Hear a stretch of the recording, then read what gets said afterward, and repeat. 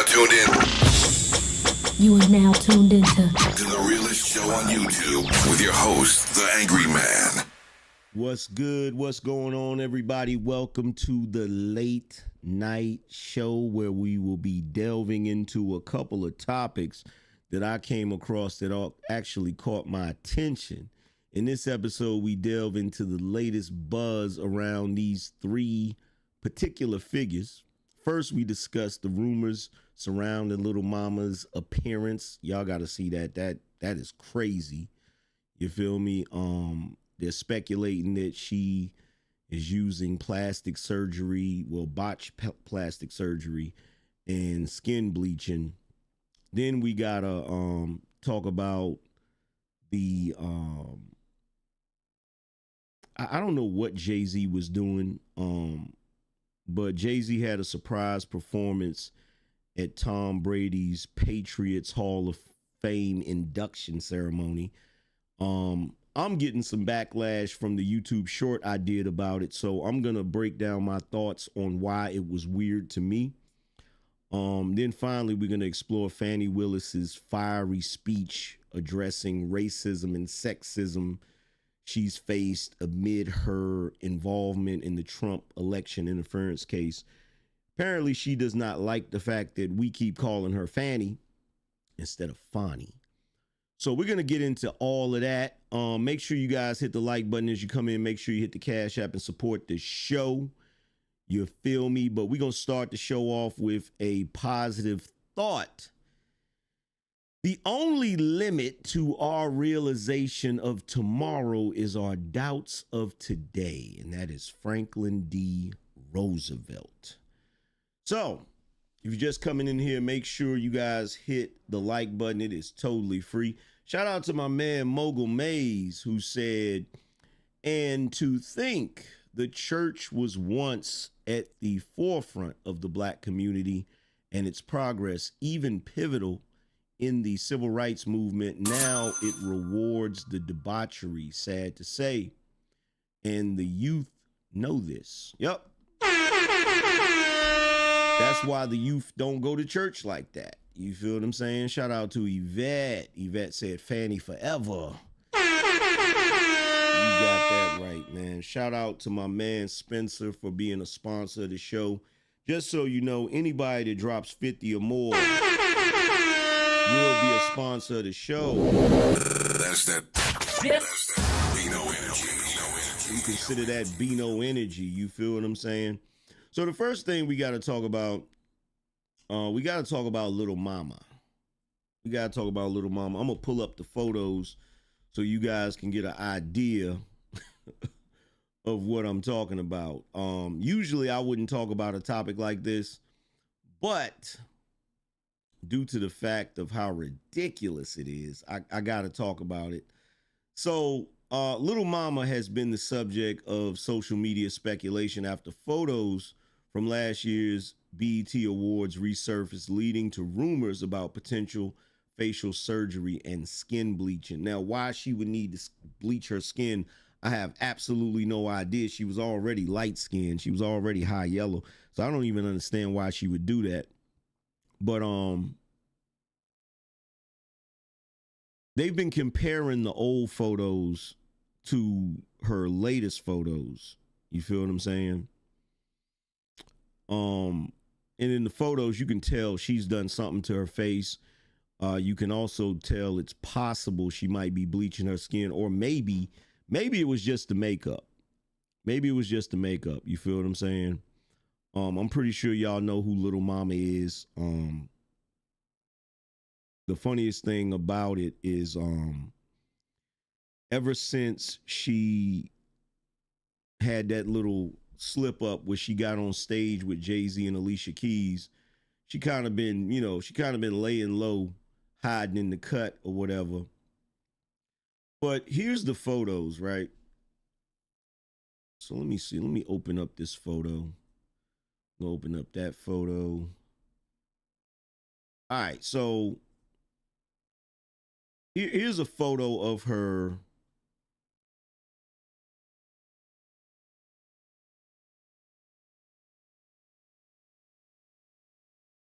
Here's a photo of her before, right? So there's a photo of her before. You feel what I'm saying? Like I said, she was already light skinned. I don't know what it is, but it seems like her. It seems like her, Glorilla, Lil Bow Wow. It seemed like all of them, come from the same freaking archetype, right? But nothing wrong with her face right there, right? And here's the latest photo of her.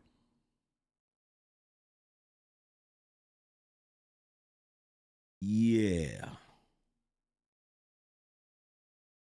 She's definitely lighter. I don't know if that's because of the lighting and the makeup, but she's definitely lighter and her face definitely looks different. Her face looks way more chiseled. Way more chiseled. Like you see a lot of in that, I don't know, it could be contour makeup. She definitely looked like she did something to her nose.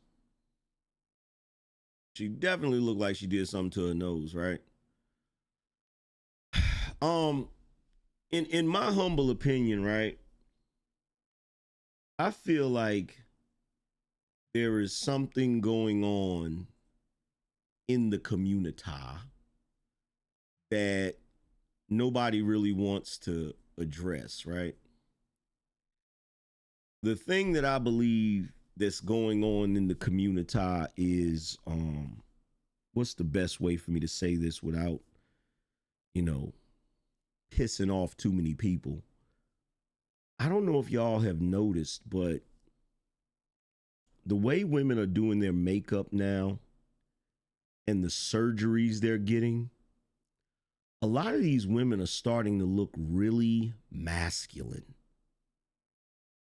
And I have no idea what that's about. I'm starting to wonder if they believe, think, or feel that that particular group, and you know the group I'm talking about, Transformers, I'm starting to wonder, are some of them envious of them? Because why would you be purposely trying to make yourself look like that? Like I'm really trying to understand it. I'm really trying to understand it. Like, matter of fact, I'm gonna ask you guys in the chat room. We're gonna do a quick question on here. Are women trying to look more masculine? Let me rephrase that. Are some of these women trying to look more masculine? I really want to know what you guys think about that. Are some of these women attempting to look more masculine?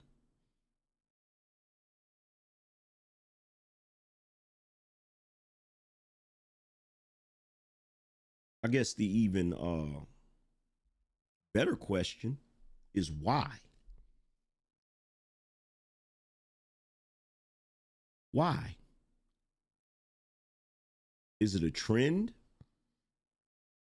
Is it because they believe that other groups lives a more fabulous lifestyle?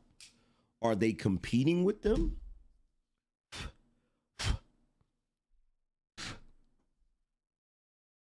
I'm trying to understand it. Shout out to Yvette. Yvette said lots of skinny people taking Ozempic to be skinnier. Could that be Ozempic face? It could. It could. I'm gonna tell you something. You know what's crazy? If I'm not mistaken, isn't little mama younger? Isn't she younger than me? Let me look up little mama's age.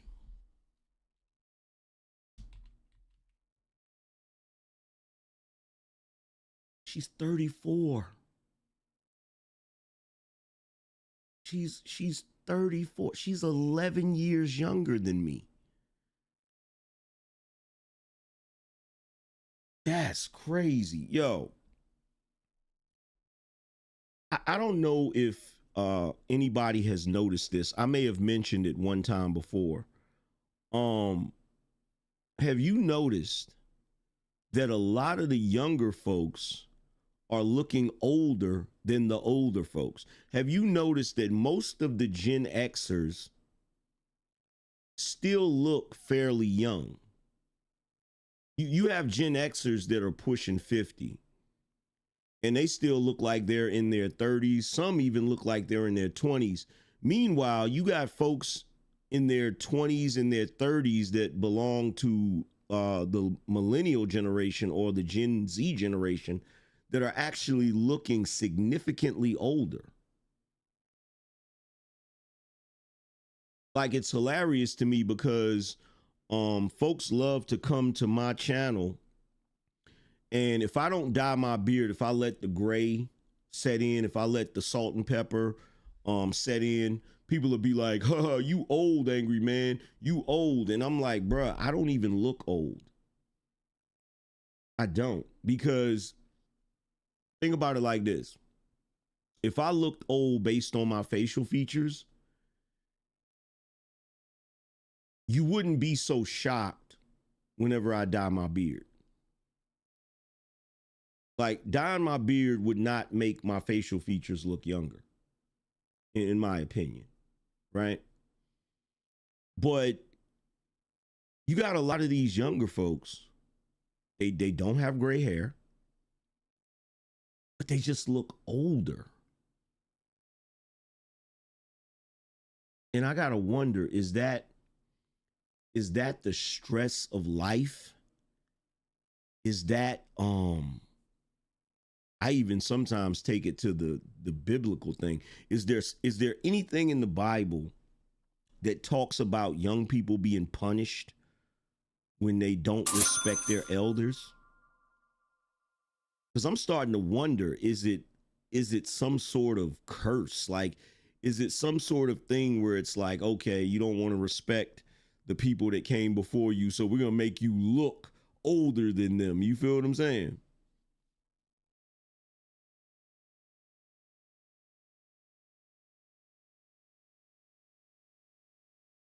Let's see.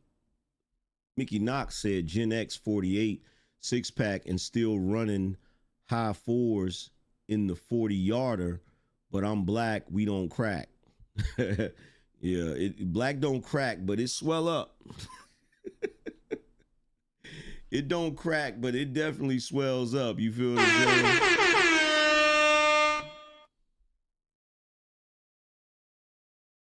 Let's see.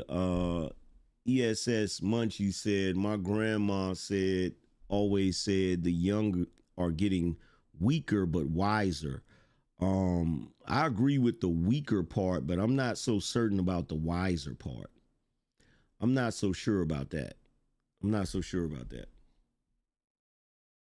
But yeah, I saw those photos of little mama and I'm like, yo, what is going on with her? She's out here looking crazy. But moving right along, we got to talk about the Jay-Z situation, right? Let me see if I can find a clip of the Jay-Z performance. Let's see. Jay-Z, Tom Brady. Okay, so here is the Jay-Z Tom Brady event. Well, here's the Tom Brady event that Jay-Z was performing at. Fellow Americans, it is with the utmost pride and sincerity that I present this recording as a living testament and recollection of history in the making during our generation. Allow me to reintroduce myself. My name is Ho. Face to the OP. I used to move snowflakes by the OZ. I guess even back then you can call me CO or the ROC. Fresh out the frying pan into the fire. I be the music fans #1 supplier. Flying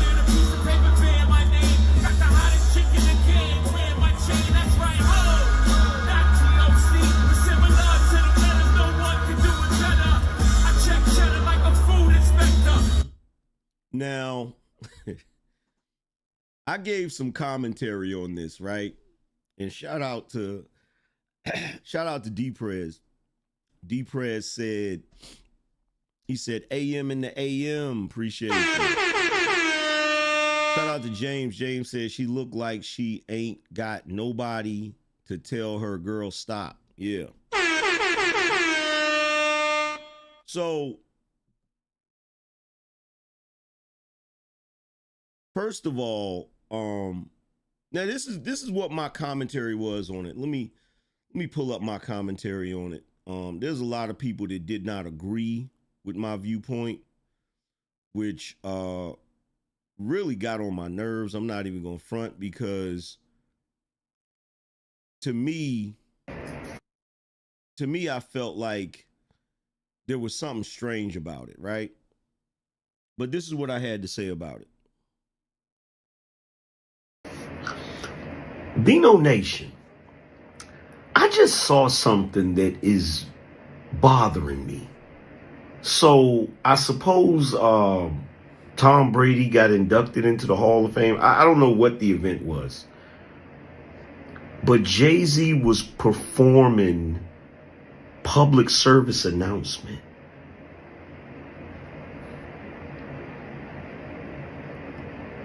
Am I the only one that thinks it's weird that a billionaire is on stage entertaining people?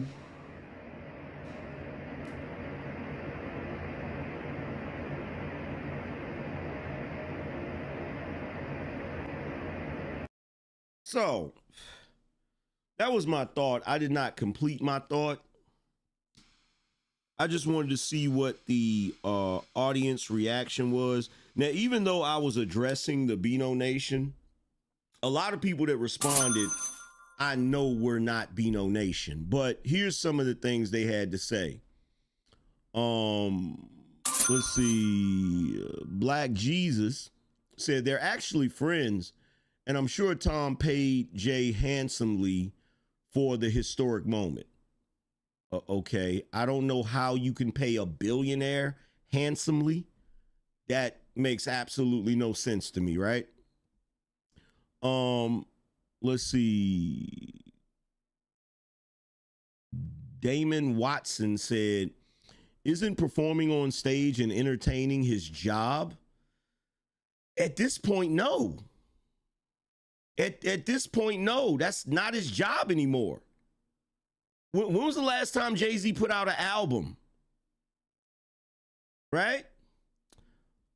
Another dude said, nah, bro, you tripping. Slay Nation said, nah, you tripping. Shelly Mills put the targets, right? So I guess they're agreeing that they're right. Jordan Clemens said, imagine rappers that made money from rap being called weird for rapping. Well, to Jordan Clemens, and this is what's so funny about this, a lot of the people, this is why, you know, anybody that ever wonders, okay, Angryman, why do you get so many freaking views on your YouTube shorts, but you don't get views on your live stream? I don't know if you noticed, but there's an entire audience that watches my live streams that never come to my YouTube, that watches my YouTube shorts that never come to my live streams. Because if you look at most of these people that are commenting in my short videos, you never see these names in my chat room. Ever. Never see it, right? So these are a bunch of looky-loos that just be, you know, scrolling through the YouTube shorts feed, right?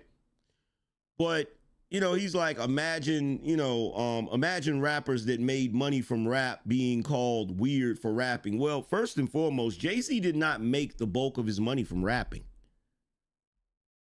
He didn't. There is no rapper or entertainer that's a billionaire that made the vast majority of their wealth from rapping. That is idiotic, right? They don't make that much money from rap. You feel what I'm saying? Then EBZ said, yes, you're the only one. That's what got him there. It's called maintenance. Okay. Whatever that means. Then there's another person that says that was Brady walkout song for the last 20 plus years and Jay is his favorite artist. Okay. This person said he's an artist, bro, not about money. Did you just say that Jay-Z is not about money? This guy literally said that. He literally said he's an artist, bro, not about money. What? And somebody else said, yeah, you're tripping. Somebody else said Jay-Z was probably bored and got about 7 figures. Another person said, yeah, you're tripping. That's his craft. Then another person said, that is an interesting thought. Shout out to Sharon Bracy. Appreciate you, bro. Sharon actually gave an objective thought. I appreciate that. Another person said, how is that weird? Brady probably invited Jay to more than likely and is just an educated guess. Perform his favorite Jay-Z song. People are slow. Oh, so I'm slow. All right. So let me break this down because people don't seem to understand my thoughts around this, right? First of all, Tom Brady is Jay-Z's friend, right? So Tom Brady was getting inducted into the Hall of Fame. Tom Brady contacts Jay-Z and say, hey, I'm getting inducted to the Hall of Fame. Can you come and perform?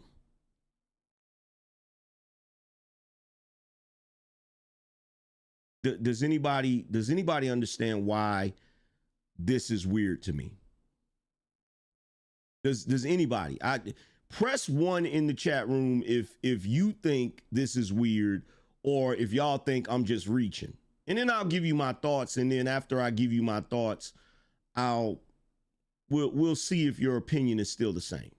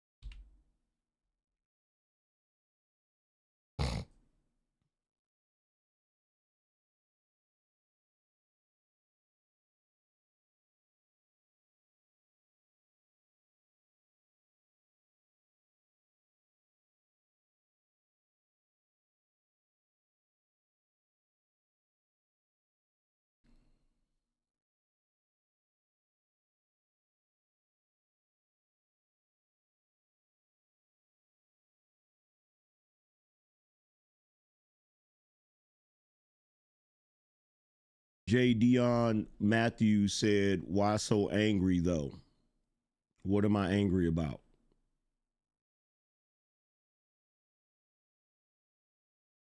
Did I say something that sounded angry?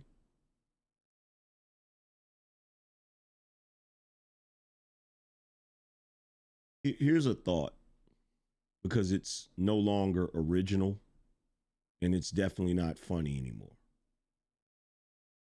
Coming into my show and asking me why I'm angry is the dumbest shit anybody could ever do. And y'all do it so often. I start to wonder about your intellectual ability. Like seriously. Seriously, I'm starting to wonder about your intellectual capability. Shout out to David. Like, they do it on a regular basis.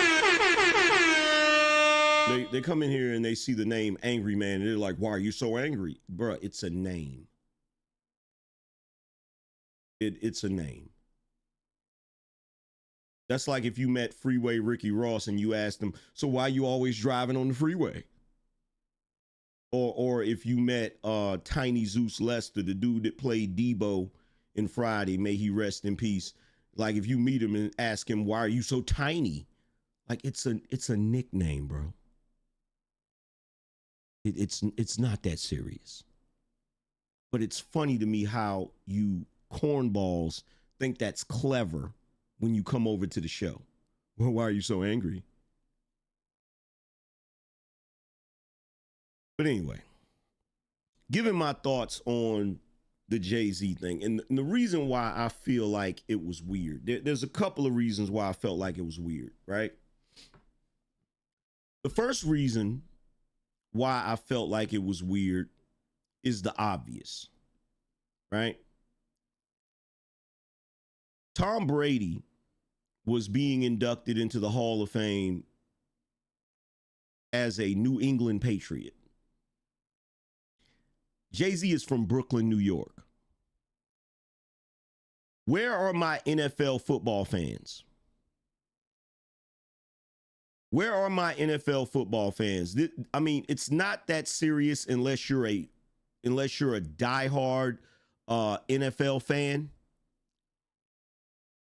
Does anybody that's an NFL fan understand how ridiculous it would be for any New Yorker to be performing for a New England Patriot?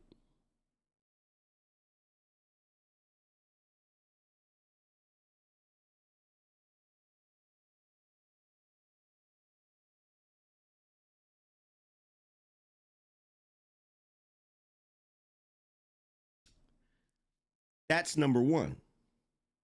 That's the first weird thing about it.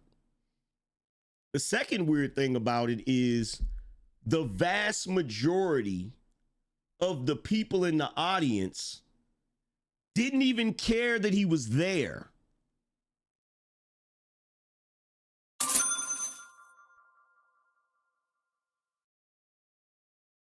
The vast majority of the audience didn't even care that he was there. There was one or two people that stood up and was recording. Everyone else, it was like Jay-Z was just background. In other words, that was not his target demographic. Most of the people there didn't even care that he was there.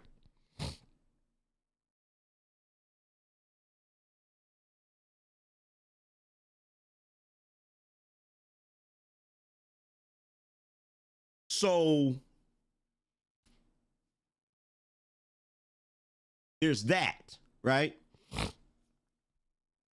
In addition to that,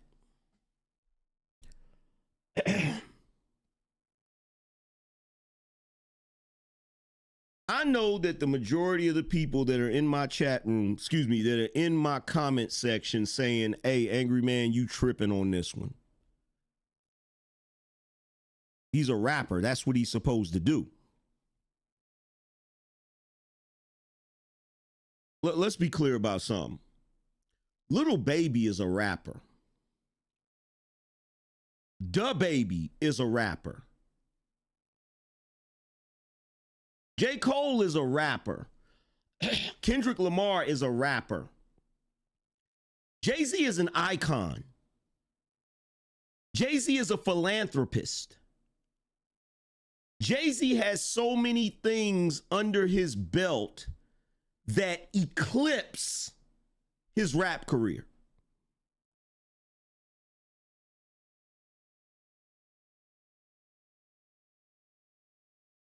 Including the fact that he is a billionaire.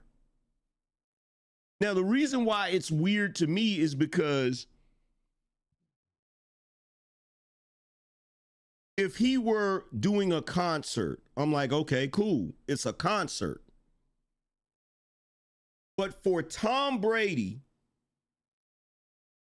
to request that Jay-Z comes down there to personally perform for him and all of the people that are there for his induction into the Hall of Fame, it's giving Bojangles.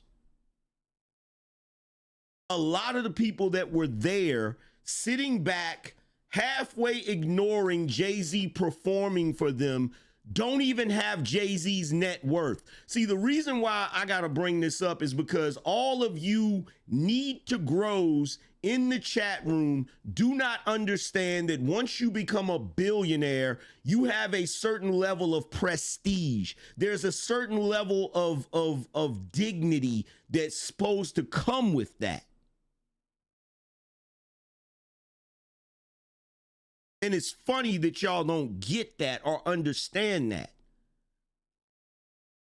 Doing a personal performance for somebody as a billionaire, quite frankly, should be beneath Jay-Z.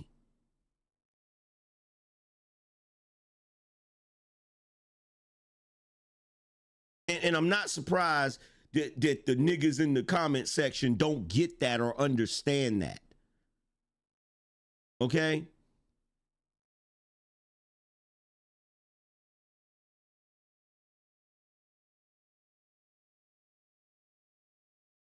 Now, I hate to have to bring up the other thing.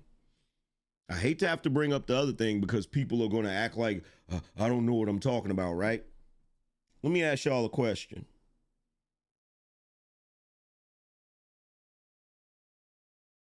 Throughout the history of America, going from slavery to Reconstruction to Jim Crow, what have black people always done for white folk? I'll wait.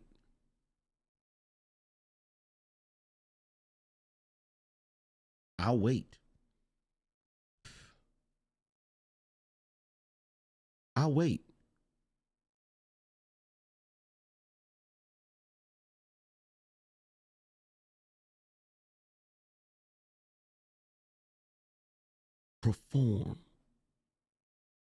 Perform, entertain them.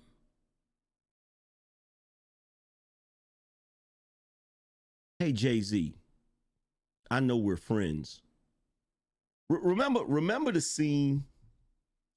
Remember the scene on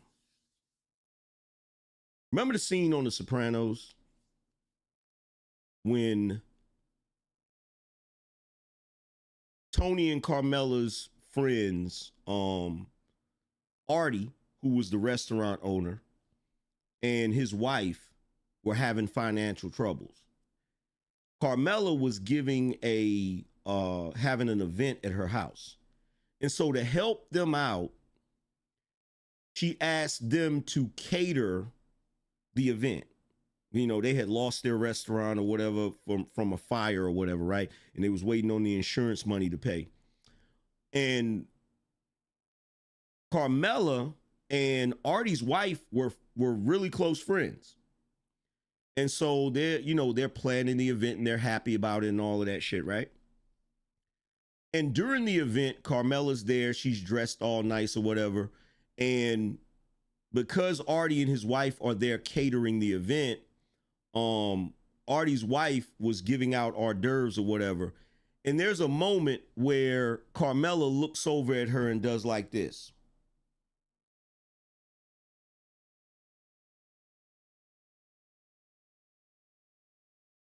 And she kind of looked at her like, you know what I'm saying? Because there's a thin line.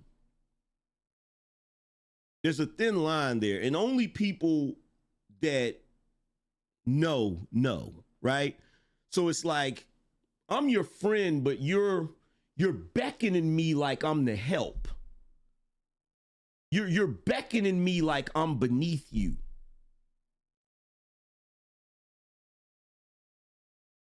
And so it's like, for me, when I saw that, I'm like, okay, who the hell is Tom Brady that he can get billionaire Jay-Z to show up and perform for him?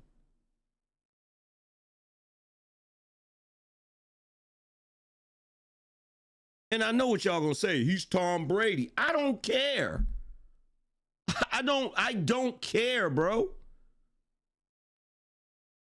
I don't care. There's what amount of money could he have paid Jay-Z to do that?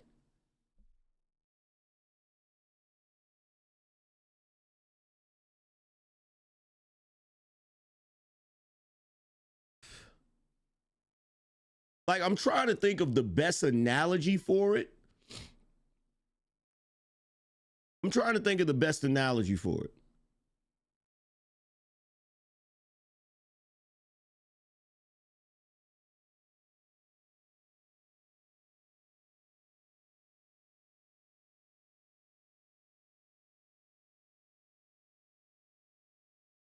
ESS Munchie said Tom Brady is not a bigger mogul than Jay-Z. Exactly.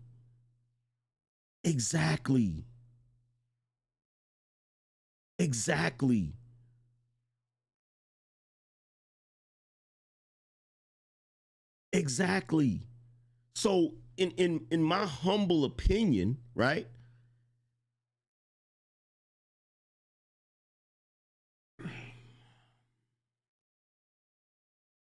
I'm trying to say this without sounding ignorant. I'm trying my best to be politically correct, because I don't want anybody to take anything I'm saying out of context or try to say I'm race baiting or whatever. But this whole situation, it's like, yeah, I'm cool with Jay-Z, but I'm not going to invite him to the event as a guest. I'm going to invite him to perform and entertain us. To me, the shit is disrespectful. It's disrespectful to Jay-Z's stature. It's disrespectful to him as an accomplished businessman, not a rapper.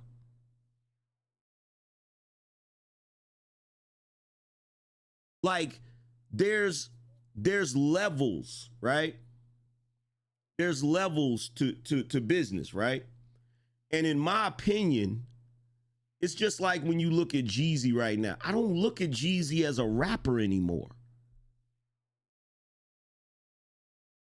because of his growth. I don't look at Jay-Z as a rapper anymore because of his growth. Like, he hasn't put out an album in a minute.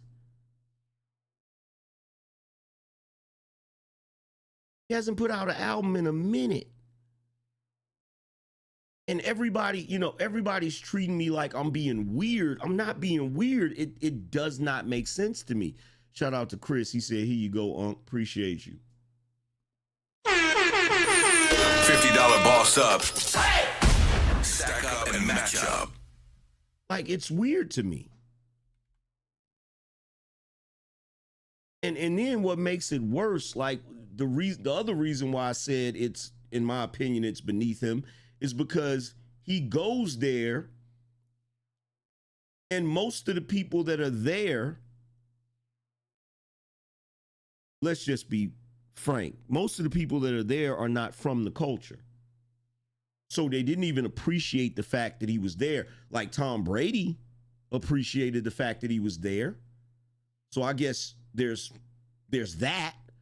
But most of the people were like, they were probably sitting there like, yo, who is this nigga on stage? Like I guarantee you some of them people didn't even know who Jay-Z was or knew his songs.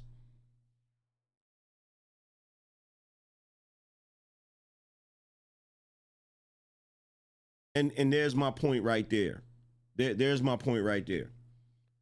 Truth Over Emotion said maybe Brady and Hove will be owners of an NFL team soon. No, how about this? When is a black man that's a billionaire just going to be a sole owner of a team? Why do we always have to be owners in partnership with somebody else? See, this goes back to what I'm talking about.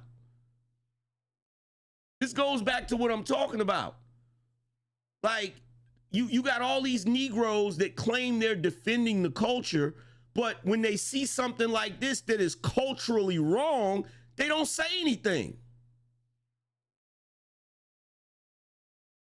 Ain't you niggas tired of being the help? Ain't you niggas tired of performing for people? Shout out to the real A-Dog. He said, y'all hit the super chat for AM. Salute, bro. What's going on? Real A-Dog. Appreciate you, bro.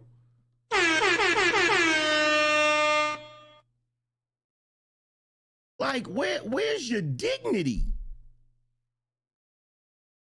Like, if Tom Brady called me up and I was Jay-Z and he said, hey, man, I'm having this event, man. They're inducting me in the Hall of Fame. I'm really excited, man. I would love for you to be there. If you want me to be there as your friend, I'm going to be there as your friend. I'm not going to be there to perform.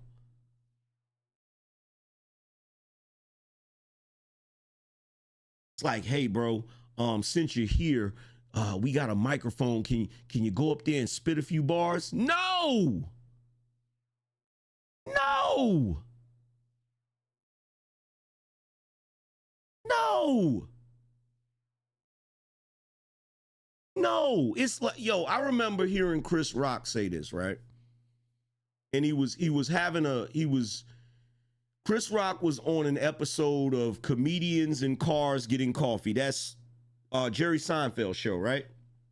So him and Jerry Seinfeld are sitting down at this cafe having this discussion. And Chris Rock said the one thing that annoys him more than anything is that whenever he goes to any family event, they always hand him the mic. They always hand him the mic on some, hey, can you go up there and say a few words? Can you tell a few jokes? And he's like, no. Like, what are we doing here? I'm not here to entertain you. Like, what? Shout out to Bootzilla. He said, does this fall under the white man's ice is always colder, or am I reaching AM? No, it does fall under that. It does fall under that. It does. Shout out to ES Munchie. It does fall under that. Because let's be totally honest, right? Let's be totally honest. How many people that are celebrities can get Jay-Z to show up to their event and perform? Like, let's just be real about it. Let's be honest about it. How many people that are celebrities can get Jay-Z to show up to their event and perform?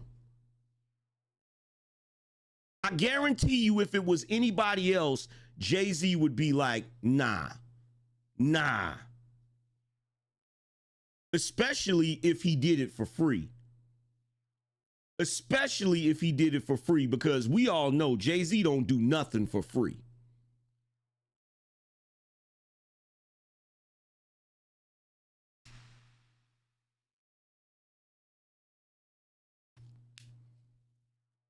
Somebody said Jay-Z networking, he know he gonna make more money if he does this.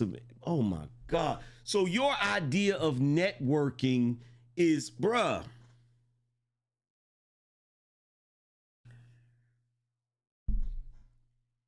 if Warren Buffett wanted to network with someone else, he doesn't have to do their finances for free.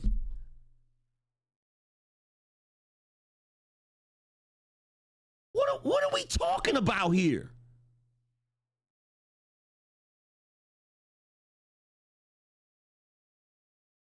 Shout out to Chris. Appreciate you. Exactly. He can network just being there. He can network just being there. And look, let's be clear about something. I'm not trying to say Tom Brady had some ill intentions, and I'm not trying to say Tom Brady's racist. I'm not saying that. You feel what I'm saying? I think it's just one of those things where it's like, hey, Jay, can you come through and perform for me? And Tom Brady not really thinking about it, just wanting him to come there and perform. And him not really thinking about it. Like, bro, that man's a billionaire. Like, am I the only one that thinks that billionaires got better things to do?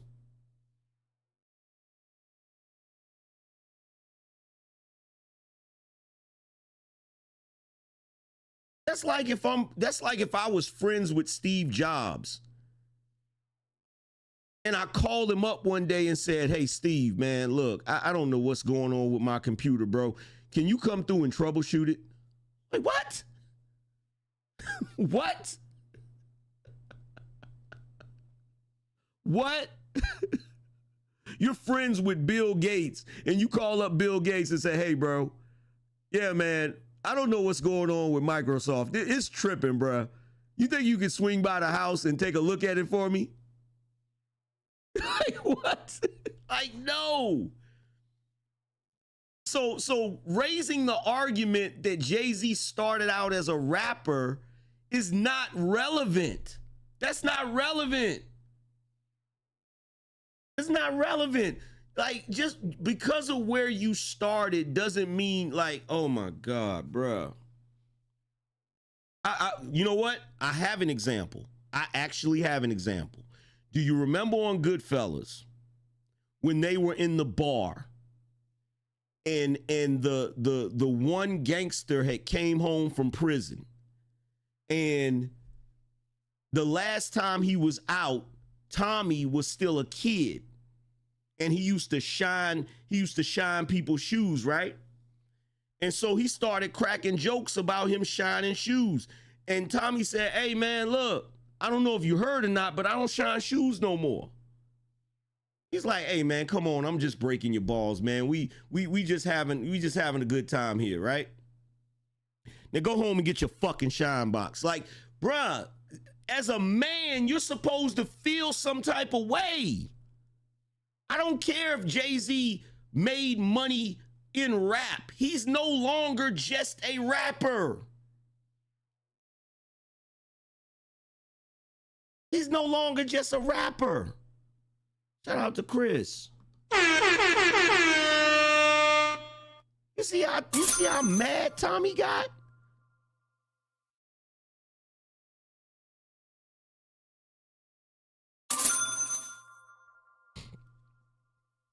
But you got these Negroes in the chat room confused and stuff. Like, bro, I'm sorry. Look. It's one thing for Jay-Z to go on tour and sell out arenas and perform that way. But one of your celebrity friends calling you up to come to a personal event to perform, I'm sorry, it just, and I'm gonna tell you the truth, and this is me pointing out Jay-Z's prejudice.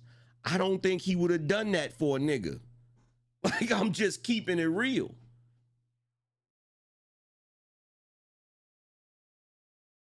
Like, the moment, like, because when they was playing the music and I was looking at the clip, they had the smoke up there, and I was like, okay, Tom Brady's playing Jay-Z's song, which in my mind would have been like, okay, cool. You feel what I'm saying? Even though most of the people there probably don't even know the song. But when I saw Jay-Z walk out on the stage, "Allow me to introduce myself. My name is Hov." Like, nigga, what are you doing? What are you doing?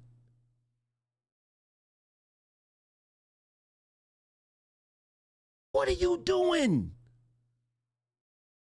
That type of buffoonery is beneath you, bro.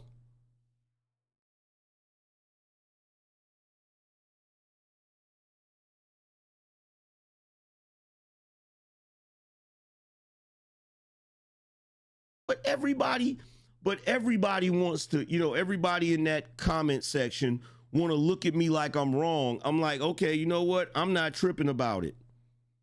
And the reason why I'm not tripping about it is because I know I think differently. I know I think differently. First of all, if I was a billionaire, I'm not performing for nobody at that point. I won the game. I won the game. When you're a billionaire, you can literally sit on your butt for the rest of your life. You don't gotta, that is the ultimate level of FU money. Like, bruh. That's when you got so much money that you could run around doing weird stuff. It's like, yo, Angryman just had a treehouse built in the Amazon rainforest. He uses a helicopter to fly in every once in a while, and he hangs out in the treehouse in the Amazon forest. You're like, why? Yeah, because I can.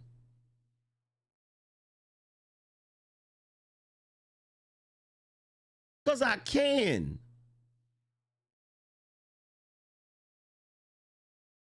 When Tom Brady is getting inducted into the Hall of Fame, when he walks up on that stage and says, hey, man, I appreciate my good friends for coming here. I appreciate my good friends Jay-Z and Beyonce. They're supposed to be sitting in some VIP section. You know what I'm saying?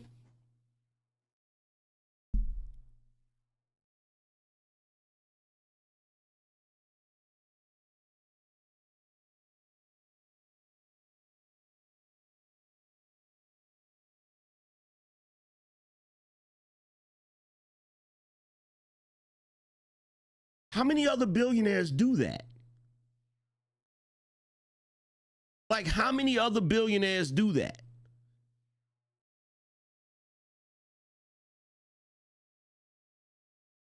How many? Just name one for me. Just name one billionaire that operates like that.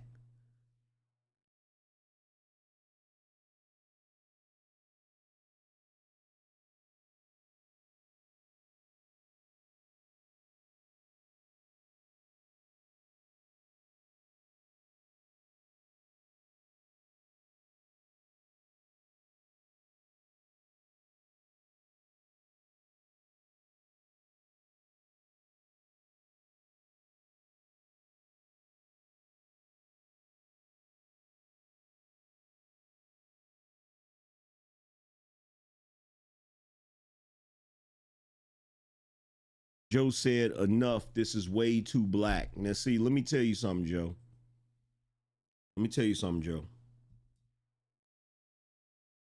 I'm not the race baiting type.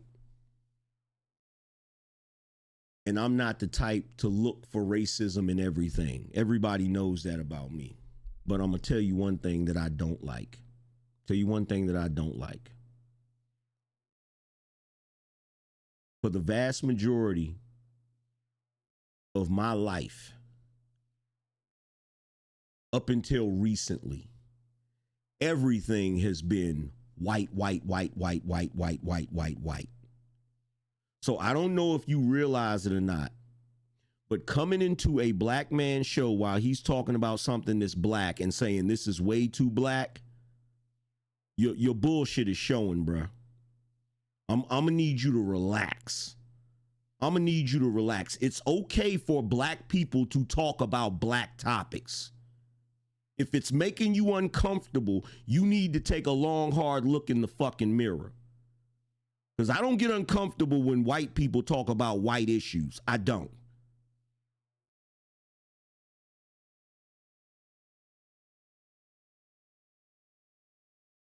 Shout out to High Tolerance says, so AM, you saying Hove drove Tom Brady home afterwards? He might as well have.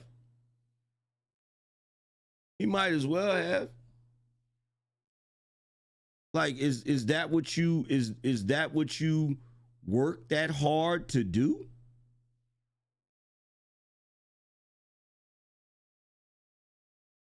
Is that what you work that hard to do?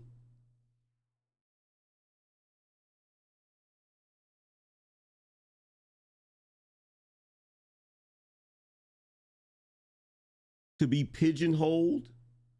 You feel what I'm saying? To be pigeonholed to one section of your life and your experience?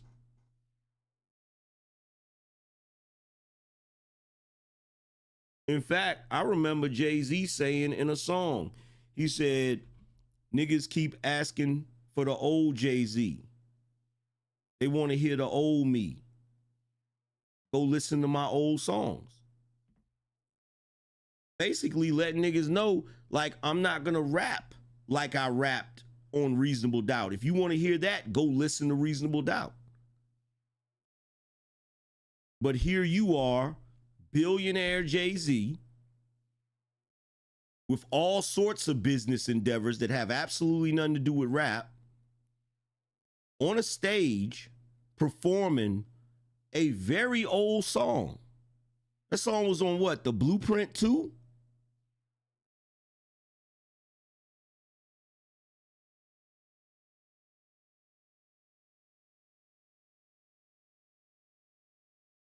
Shout out to Jeep Red Boy, said, are we assuming that Tom asked Jay-Z to perform rather than Jay-Z offering to perform for his colleague? At the end of the day, it wouldn't matter either way. It wouldn't matter if Jay-Z offered to perform or if Tom Brady asked him to perform. That's not really the issue that I'm talking about. The issue that I'm talking about is it's not a good look. It's not a good look. It's not a good look. It just isn't. It just isn't. Shout out to Chris. He said, this is for all the times I wasn't able to donate due to me driving from VA to Utah and back while listening to you cook. Appreciate you. Like, it's just not a good look, in my opinion.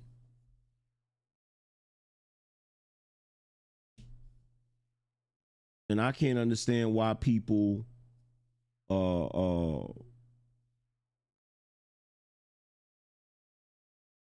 said Robert Kraft surprised Tom Brady with the performance. That makes it even worse. That makes it even worse. That makes it even worse. Do you notice that in this modern society, right? In this modern society, and see, this is the result of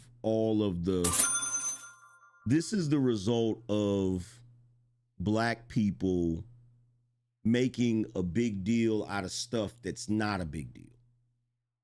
So because so many black people have played the race card so much and made such a big deal about things that were irrelevant, now whenever someone brings up something that is relevant, everybody thinks it's ridiculous. Have you noticed that out of all of the cultures in the world, we have to have cultural sensitivity to the experiences and the makeup of everyone else's culture? But when it comes to black people, it's like we have absolutely no cultural sensitivity to the things that matter. Like for instance, I'll give you a prime example. It's like if I had a white friend, right? And I roll up to his crib because we going out somewhere, right? We going to hang out. We going to the bar to hang out or whatever, right? And I pull up in my car, and my white friend, instead of him hopping in the passenger seat, the front passenger seat, he hops in the back. I'm gonna be like, bro, what you doing? Oh man, don't worry about it, just drive, man. I don't really want to sit in the front because, you know what I'm saying? I would rather sit in the back. I don't give a damn what you would rather do. You're not gonna sit in the back of this car while I drive in the front, bro. You're not gonna fucking do that.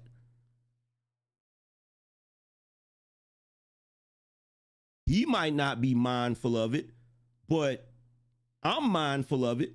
And I need to explain to him, if he doesn't understand, why that shit is inappropriate.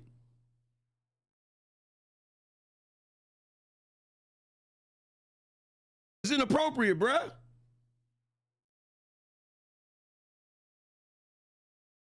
Like, what you doing? I'm already gonna feel some type of way if anybody gets in the back seat like I'm chauffeuring them around. But for you, it's especially inappropriate. Like, no, I'm not doing that. And people want to pretend like that it's not an issue. It is an issue.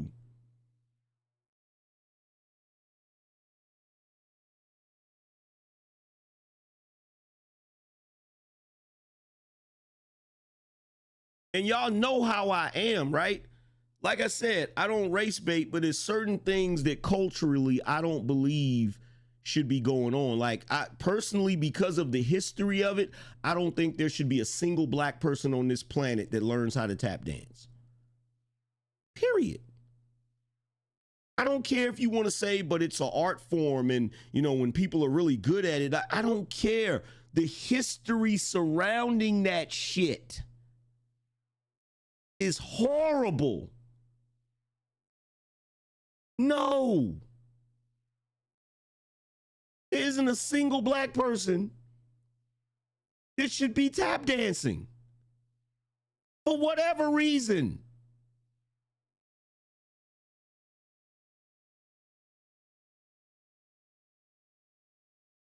No.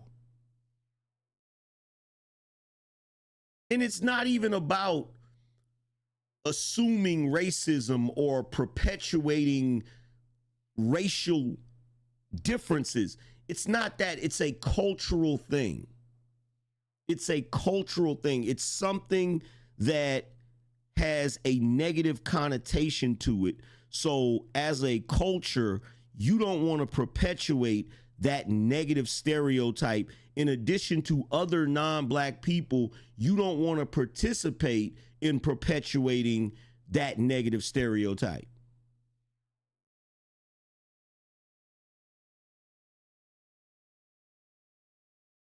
Like, just have respect for the cultural differences.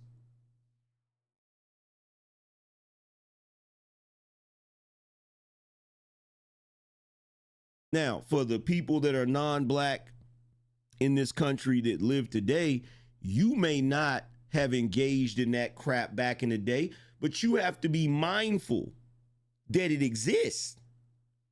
You got to be mindful that it's there. You feel me? And it's the same way with, look, it's the same way with every other culture. We have to be mindful of those things. You feel what I'm saying? Like I'll give you a prime example. Right? Prime example is let's see, Fly So High said, it's a performance, move on. You just got banned from the channel. You move on. Shout out to Yoshi K, said there are just patterns in this world that's noticeable and regardless of 2024 should be called out. Facts. Facts.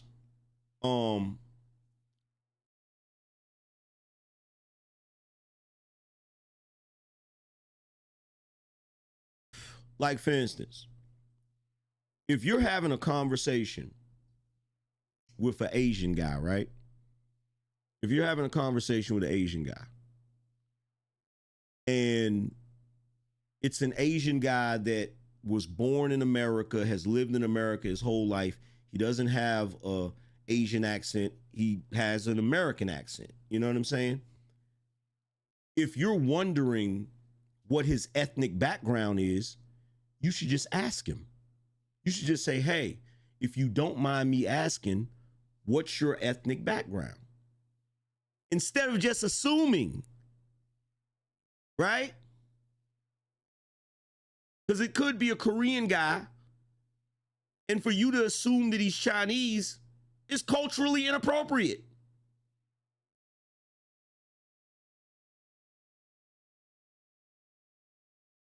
Right? Give you another example. Calling a white guy with red hair a ginger is culturally inappropriate.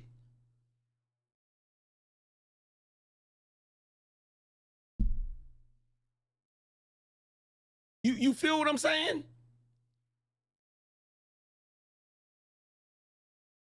And I'm sorry. I'm sorry.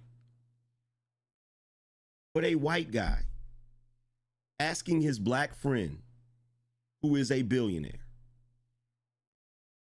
to come to his event and perform, in my opinion, is culturally inappropriate.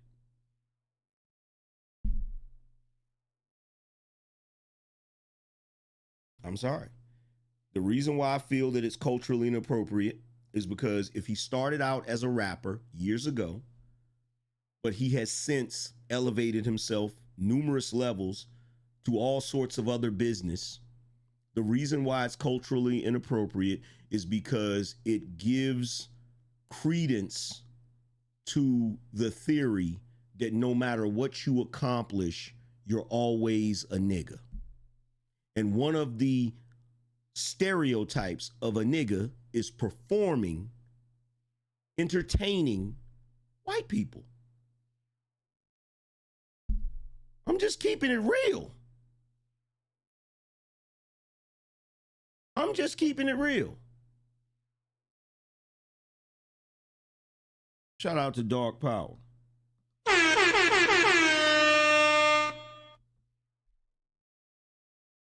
I'm just keeping it real. Now, it's sad that I have to go in depth and break that down just for modern black people to understand it. And that's my point. You listen to most black people today. Most black people today can't wait to pull the race card. They can't wait to say something is racist. And this is the reason why I say it's pseudo pro-blackness. Because the things that they are complaining about are irrelevant. The things they should be complaining about, they don't even have the wherewithal to know that they should be complaining about it. Prime example.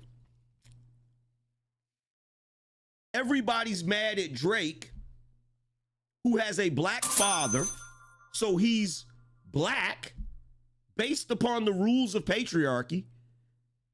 They're mad at him for being a culture vulture, even though he's not taking from the culture as much as he's been contributing to the culture, a culture which he actually belongs to, whether you like it or not. Everybody's mad about that. But nobody seems to give a shit that Will Smith walked onto the stage of the Oscars the first year that the Oscars was being produced by a black production company and slapped another black man in the face in front of a mixed audience. You see my point? You see my point? Why are you mad about the Drake shit? You're reaching with that. But you're not mad about the Will Smith slapping another black man in front of white folk. You see what I'm saying?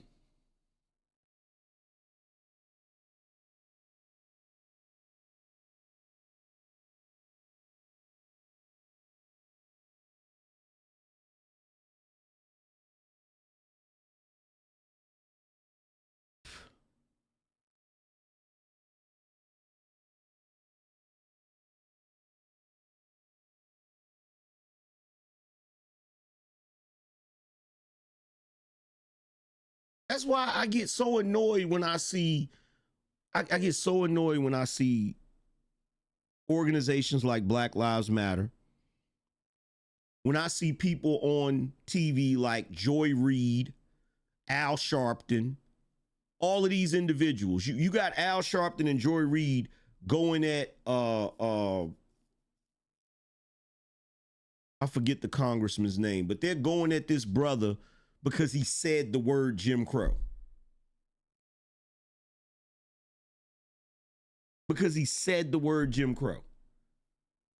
And they're like, oh, he's a coon because he said black folks had a higher marriage rate during Jim Crow, which is a fact. He's not saying that black people had a higher marriage rate because of Jim Crow. No, He's saying that black people had a higher marriage rate during Jim Crow. That's all he said. Byron Donalds, appreciate you. That's all he said. But black folks are up in arms about that. They're upset about that. While simultaneously ignoring the fact that you have countless black people alive today that literally personify the stereotypes that Jim Crow white folk used to say about black people.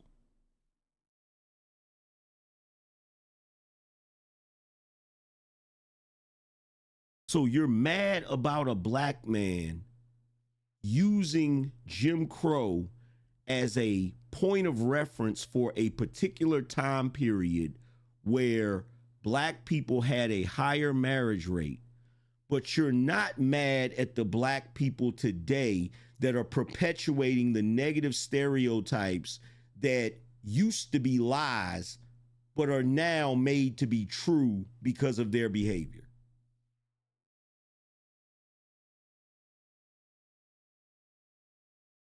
You see what I mean? Shout out to James D. He said, thank you for the knowledge, bro. Appreciate you.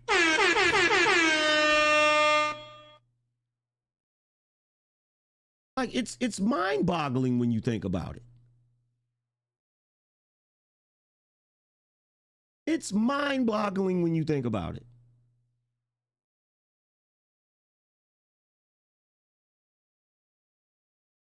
Like, for instance, what is that congresswoman's name that's out of California? What's that chick's name? She's been in office forever.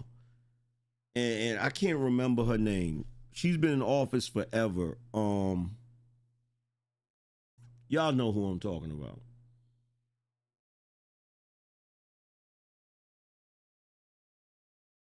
Maxine Waters. Thank you. So Maxine Waters did an interview where she basically said that black people will not be voting for Donald Trump.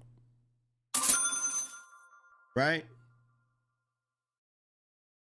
Let me see if I can find the clip.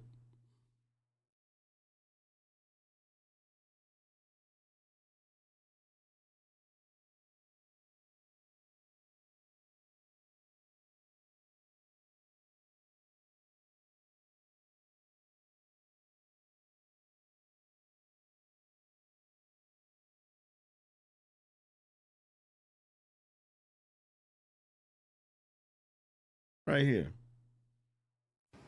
It's so important for us to fight for education, because when we do that, we can aspire to careers.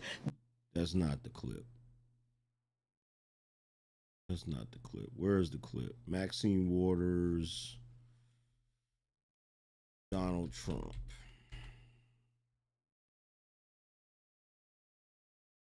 It's so important for us to becoming judges. When they go low, black people should aspire to want.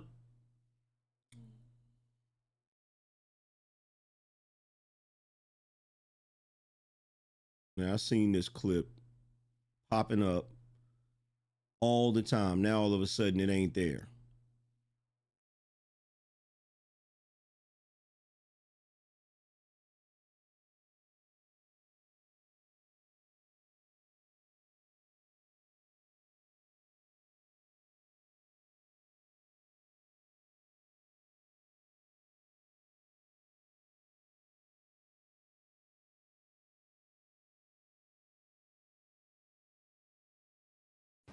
it's so important for us to fight for education, because when we do that, we, prosecutors and judges, have Letitia James, real democracy. I want that will help change what goes on.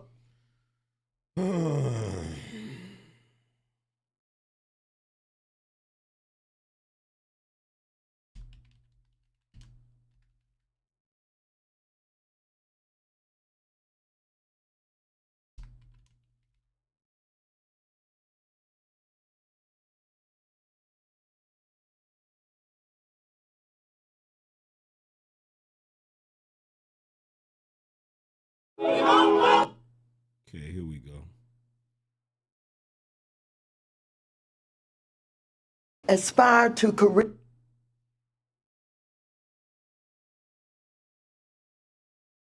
Tell you, I'm not willing to throw away the resource and pray. They had four. That kind of disappointment, that kind of go, fought hard to vote and vote. The administrators, I hear it all the time. They to put people because we Many of us with on waters, executively after generation. Go to school, important careers. Right now, as Trump is on trial, you have Letitia James, and if we're ever to change the criminal justice, let me just tell you a little something that I tweeted. When they go low, and we're going to make sure that we are a part of saving democracy. Now they're saying, unbelievably, that they want to get rid of democracy, that they don't belong in the we don't have a constitution enough to believe that scholarship. They want to. It's not misguided ones, but right here. They can put that out there. They can kind right of talk. He supports that kind of fellowship. But when they talk about blacks voting for Trump, they can put that out there. They can have all the ads that they want to. It's not going to happen. Right. Black people are not going to vote for Trump. There may be a few misguided ones, but for the most part, the majority of black people know that Trump is a racist. They know that he's a dishonorable human being. They know that he does not like black people the way he attacked John Lewis. So first of all, Maxine Waters, here's a black person right here. And this is what I mean. This is exactly what I mean when I say we don't focus on the right stuff, right? We don't focus on the right stuff. So first and foremost, you telling black people who they better vote for. How are you any different than the Dixiecrats back in the day? How are you any different? Do you realize, like, most people don't understand the history of civil rights, so they don't know any better. Maxine Waters, you telling a black person who they should vote for is no different than somebody white telling them who they should vote for. You don't have that right. You don't have that right. In fact, going back to what I said before, it is culturally inappropriate. It is culturally inappropriate. Shout out to David, said, how about free black Americans can vote for whoever they want? Facts. It is culturally inappropriate for anyone to tell a black person that they have to vote a certain direction.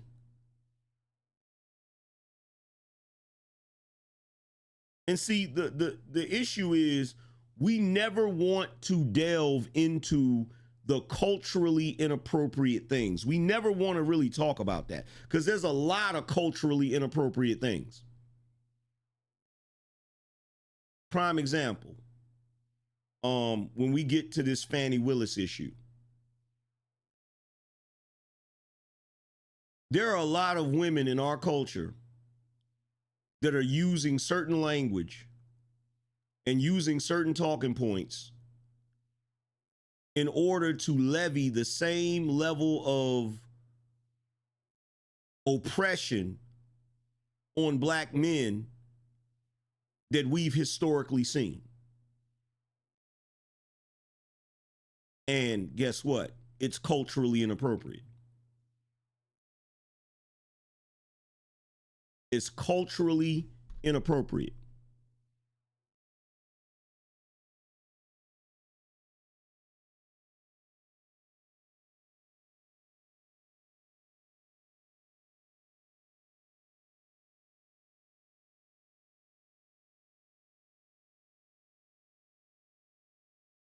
Now, when you look at Maxine Waters, who's definitely a boomer. This is yet another person that shouldn't even be in office. Shouldn't even be in office.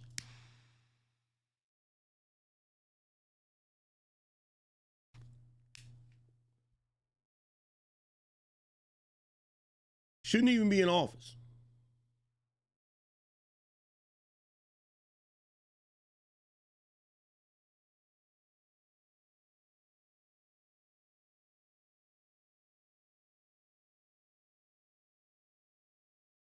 Running around here telling folks who they better vote for, right?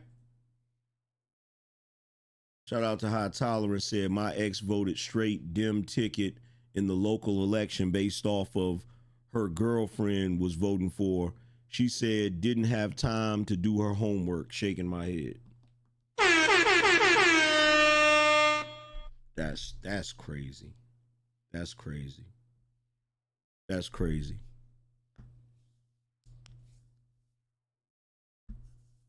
That's crazy. Like, she literally sat up there and flat out said, black people will not be voting for Trump. How do you know?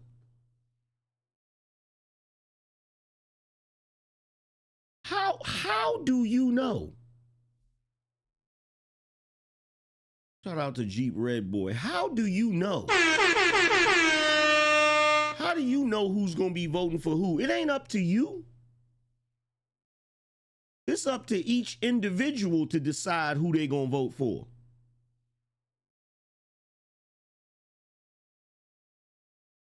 Like, you sitting up there like you just gonna force us to vote for your buddies. And I'm gonna tell you something right now.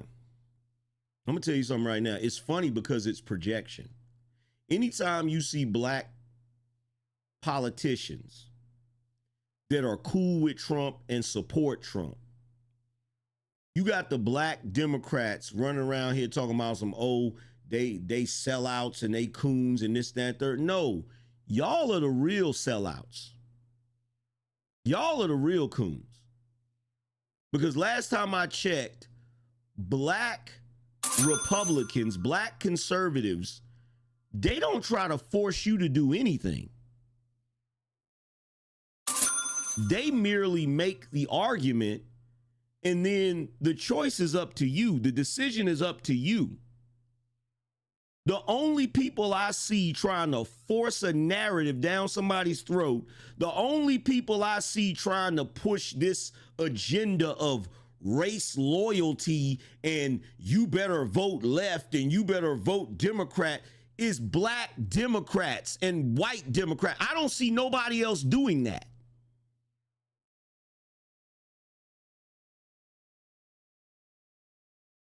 I don't see nobody else doing that.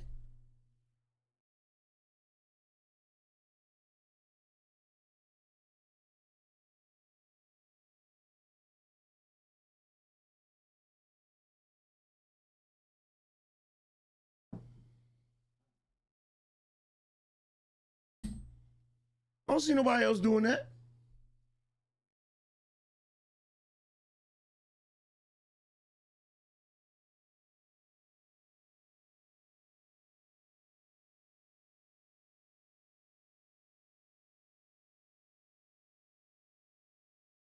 And I'm gonna tell you what it really is, right? Shout out to Auntie Mickey. Auntie Mickey says she's one who aspires to corral black folk into following her. MLK syndrome. Yeah. Want everybody to follow her into a burning building. Because there's absolutely no way. There's no way on God's green earth you can look at this current administration and say that they're good for America. There's no way. There's no way. And I'm going to tell you something. For people like Maxine Waters and any of the other Democrat politicians that's talking this smack about you need to vote for Joe Biden, it just shows you one of two things. One of three things. Either they're extremely stupid, or they're extremely corrupt, or they're extremely out of touch with reality. It's one of those three things. Now, I don't believe they're extremely stupid. I don't believe that.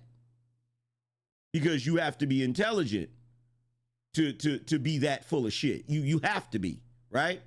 So it's either one of the two. Either they are completely out of touch with reality because the things that's going on in the country don't affect them, or they're extremely corrupt and they're just gonna go whichever direction benefits them the most.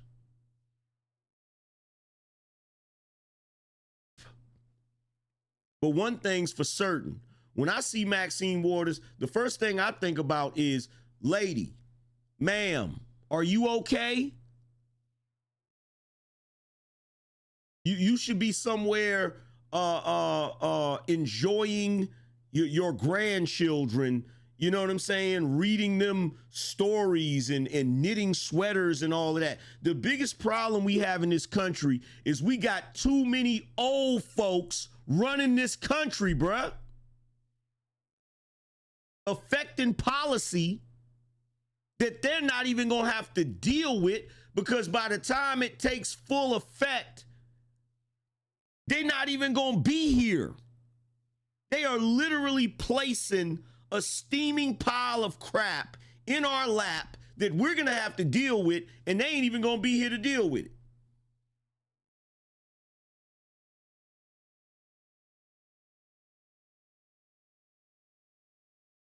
And you know what's so bad about it? This is what's so bad about it. We could have been got this country back on track if they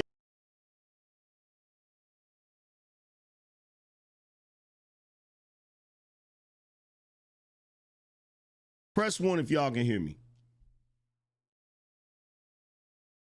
Press 1 if y'all can hear me.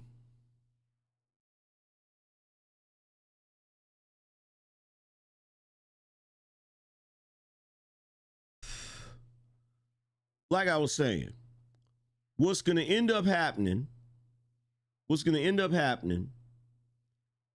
is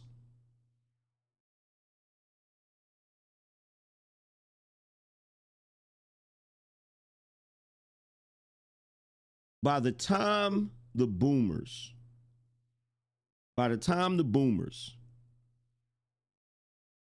pass away, because let's just be honest, that's the only thing that's gonna get them out of office. They're not going to retire. They're not gonna bow out gracefully. They're gonna literally let the clock run out. So they're not gonna leave office until they just don't have no choice. Until either they are, mentally unable to continue to be in office, like what's his face?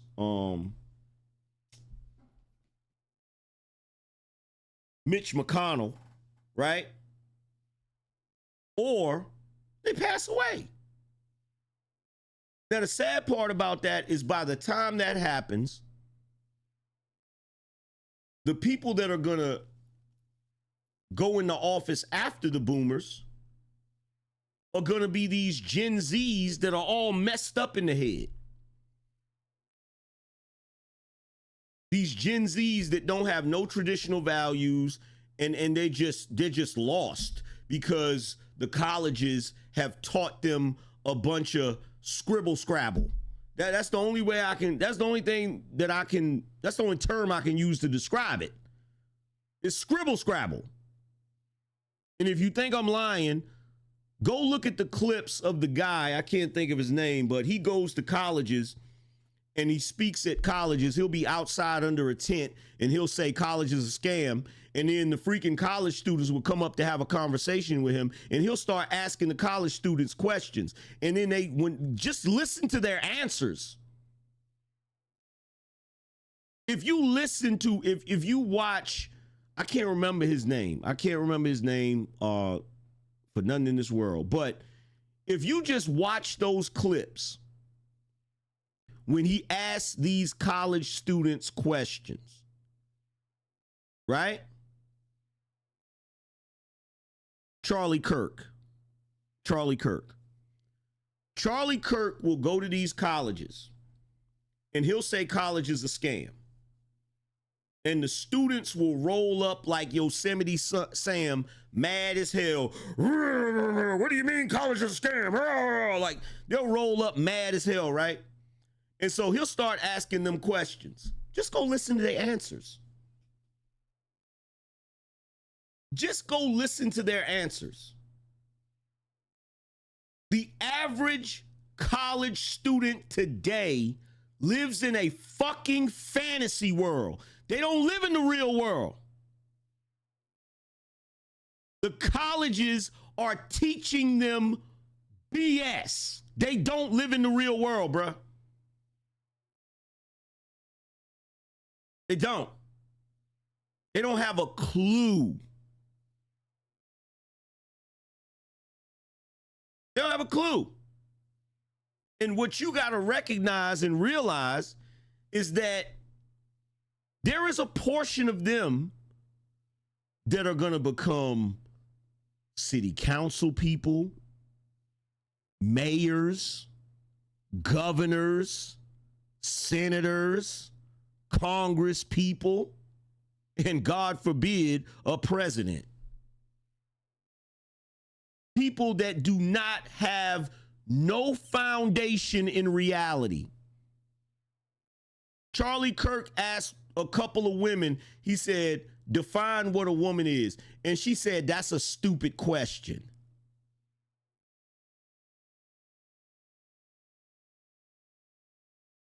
What? He asked her, what is a woman? She said, that's a stupid question.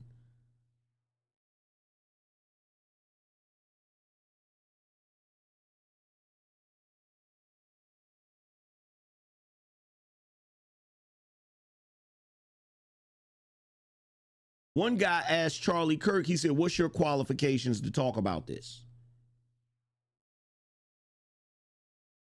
He said, well, what's your major? He said, economics. So Charlie Kirk started listing off famous economists, right? And as he started naming off these famous economists, the dude didn't even know who he was talking about. He knew who one of them was. How are you an economics major and he's literally listing off famous economists and you don't even know who they are? One guy said to him, he's like, he asked him, Charlie Kirk asked me, he said, did you read my book? He's like, I don't care about your book. I want to know your thoughts. I almost, look, I'm sitting there watching this on my phone and I almost got up and walked away from the phone. I almost set the phone down and got up and walked away. The dude literally said to him, have you read my book? He said, I don't care about your book. I want to know your thoughts.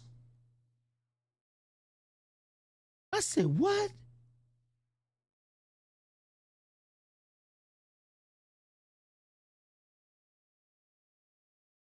The colleges now, I need y'all to understand this. The colleges now are not institutions of higher learning anymore. They're not. They are institutions of indoctrination. They are institutions of indoctrination. These colleges are not teaching these children anything of any importance or any relevance. They're not teaching them anything. They're basically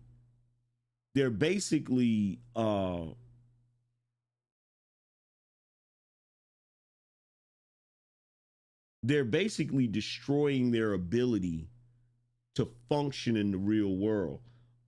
Shout out to, I don't even know how to pronounce this name, said they tell you how to vote because voting one way or the other F's up their investments.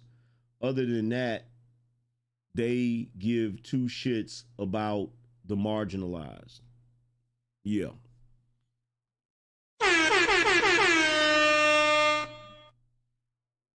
Like, if you listen to some of the things that these younger folks say that are in college, like, I'm not even gonna tell you no lie. Like, when I sit back and I look at some of these statements they make, I say to myself, I'm so glad I didn't go to college. I'm so glad I didn't go to college. And I'm gonna tell you something else too. It's even worse among black folks that go to college. Because guess what? When it comes to a college educated black person, you can't tell them nothing. You, especially if you a Negro that didn't go to college yourself, you feel me? If you didn't go to college and pledge a Q dog and all of that shit, they don't want to hear nothing you got to say. You're not even college educated. Why should I listen to you? You haven't even accomplished anything. Why should I listen to you? You can't tell them Negroes nothing.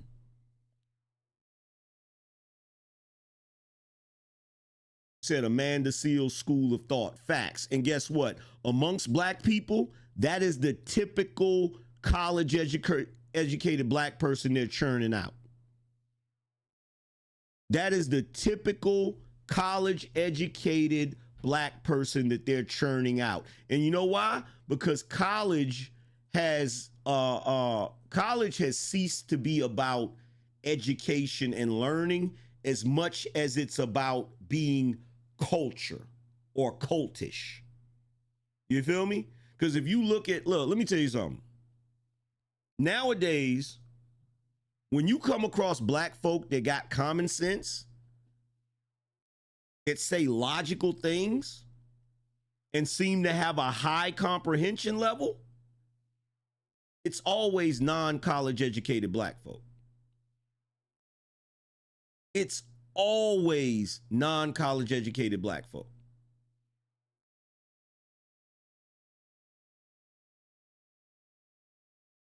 Whenever you look at college educated black folk, most of them become the Amanda Seals type, the Joy Reid type,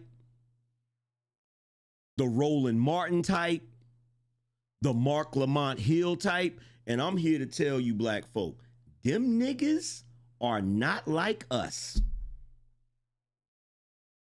You got your boy Kendrick putting out a whole song talking about not like us in reference to Drake. You should have been putting out a song about not like us in reference to them college educated Negroes that they love to prop up in front of black folk so that they can try to corral and manipulate black folk into moving a certain way.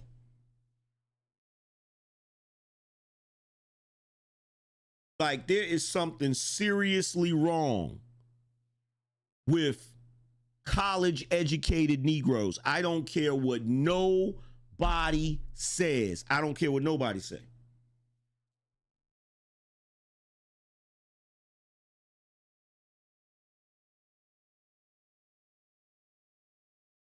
This is the common theme amongst them, right? The common theme amongst them is they're always advocates of something. They're always super pro-black. They're always armchair revolutionaries. They're always race baiting. But when you go look at their careers, they're always in careers with non-black people. And I'm not saying there's anything wrong with that. But there's something wrong with you doing business with a group of people that you're constantly trying to villainize. You see what I'm saying? Like, you're running around here acting like non-black people are the worst thing that ever existed. Meanwhile, you do business with them. And keep in mind, let's be clear. I'm not telling black folk not to do business with other people. That's ridiculous. What I'm saying is cut out the race baiting. Cut out the race baiting. Stop running around here talking about white folk this and white folk that, knowing you just had lunch with Becky. Knowing you just, and see, this is the thing that a lot of white people want to call out. But if they call it out, they're going to be accused of being racist. You feel me? They're going to be accused of being racist if they call it out. Do you really think, as much as Amanda Seales runs her mouth about racism, do you really think Amanda Seales doesn't have any white friends? Like, let's be real about that. But see, I'm going to tell you where the hypocrisy lies in, right? This is where the hypocrisy lies in. It's just like all of these niggas all of a sudden calling Drake a culture vulture and saying that he can't say the word nigga, but for years you did business with him. For years you had him on your albums saying the word nigga. Now all of a sudden you got an issue with it?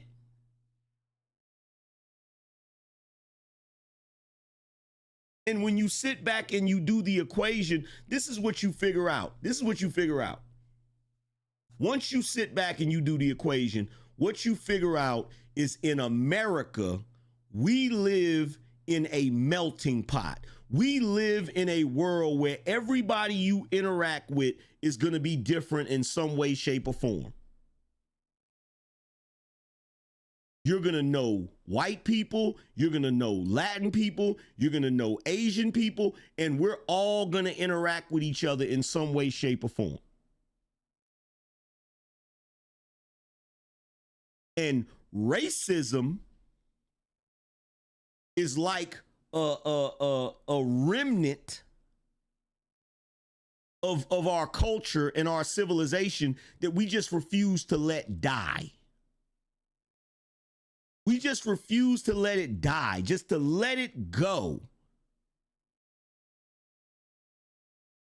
But you have black folks that are the main ones that don't want to let it go. So what they do is they run around here acting like the world is so racist while simultaneously doing business, congregating, and getting along with non-black people. How do you think racism is such a prominent part of your life when you literally have friends of every race? You literally do business with people of every race. Am I saying racism doesn't exist? No, I'm not saying that. Am I saying that racism is nowhere near as prominent and as potent as it used to be? Exactly what I'm saying. But if you listen to these educated Negroes that come from the HBCUs, they'll make you think that racism is interwoven into every single thing we do every single day on a regular basis.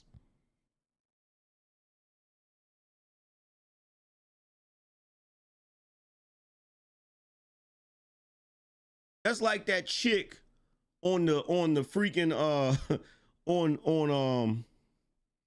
that's like that chick that was on the Breakfast Club going back and forth with Larry Elder.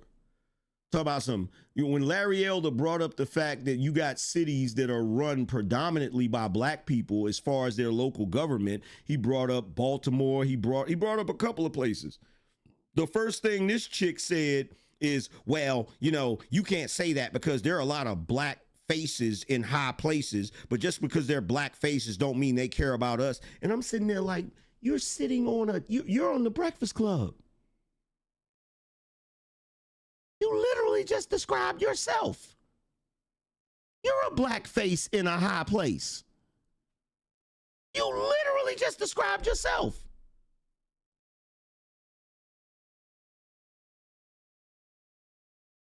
And some people would ask, if you ever asked yourself this question, most of these black folk that talk all of this foolishness, the black folk that sit on CNN, which is a white-owned company, and constantly talk about racism,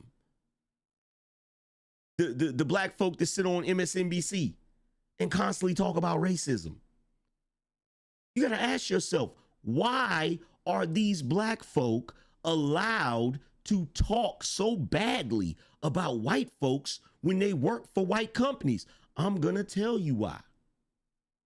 Because you have created an environment where people are afraid to call you out on your BS.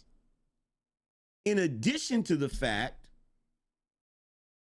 that nobody has a problem with you really saying it, because it doesn't help you. It doesn't benefit you in no way, shape, or form. As much as you Negroes think it benefits you, it don't benefit you. I haven't seen a single march to fix the public education system in black communities. I haven't seen a single one. Not one. But I see plenty of marches when Lil Ray Ray and Pookie get shot by the police when they somewhere engaged in some foolishness. Now you Negroes is marching up and down the street like that, like you know, like the Klan just rolled up in on your yard.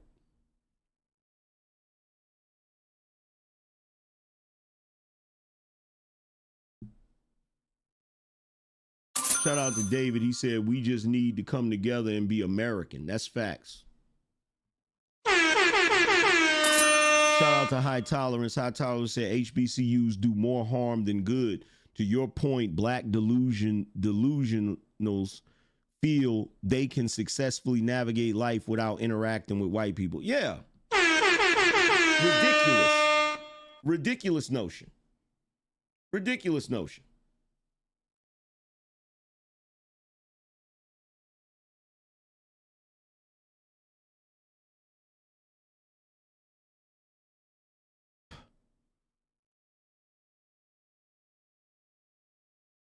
Like, I don't see them raising hell about no issue that would really help.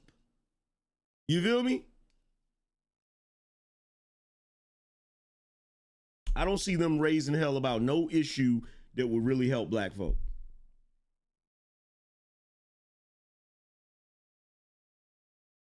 Y'all correct me if I'm wrong. Y'all correct me if I'm wrong. Like, we have an elite class of black folk that are taking advantage of the lower class of black folk.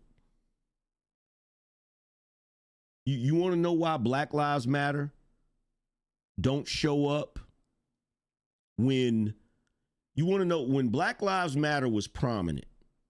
You want to know the reason why they'll show up if a white cop did something to somebody black, but they never showed up when black people did something to other black people. You want to know why? Because if you stop black people from being ignorant and you stop black people from committing crimes, their interaction with the police goes down. I'm going to say that again. If you promoted black people in the lower class to get away from gang violence, to get away from drug dealing, to get away from ignorant behavior of all types, the interaction between those black people and the police would go down. The only problem is if the interaction between those people in the lower class and police go down, what Jesse Jackson gonna do?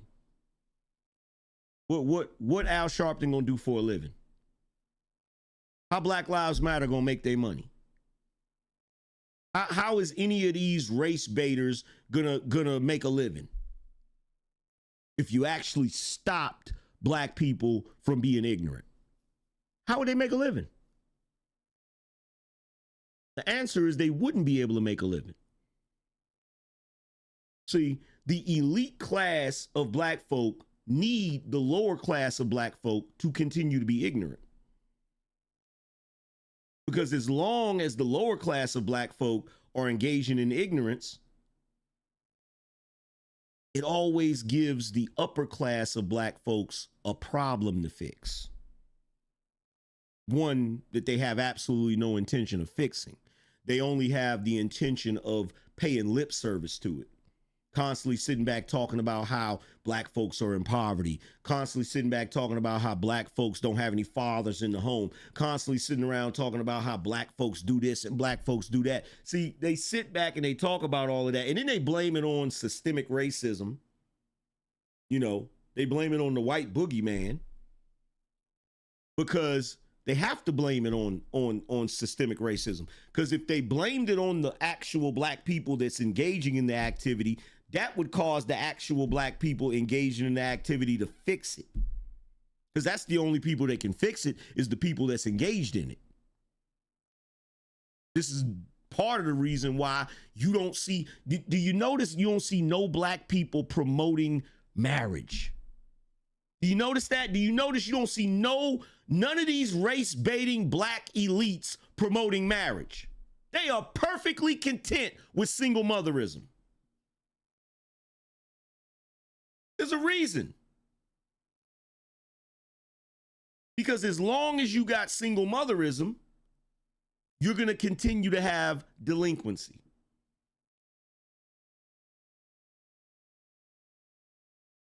You're going to continue to have delinquency.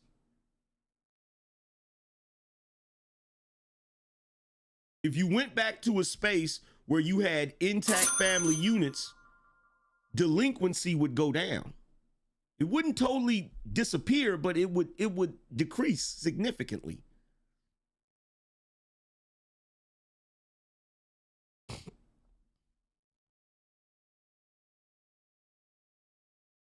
It would decrease significantly. Shout out to High Tolerance, said, it's gotten to where I'm uncomfortable going to black-owned networking events, mixers, etc. Bad marketing, plus need to evolve and get past the BS. Facts.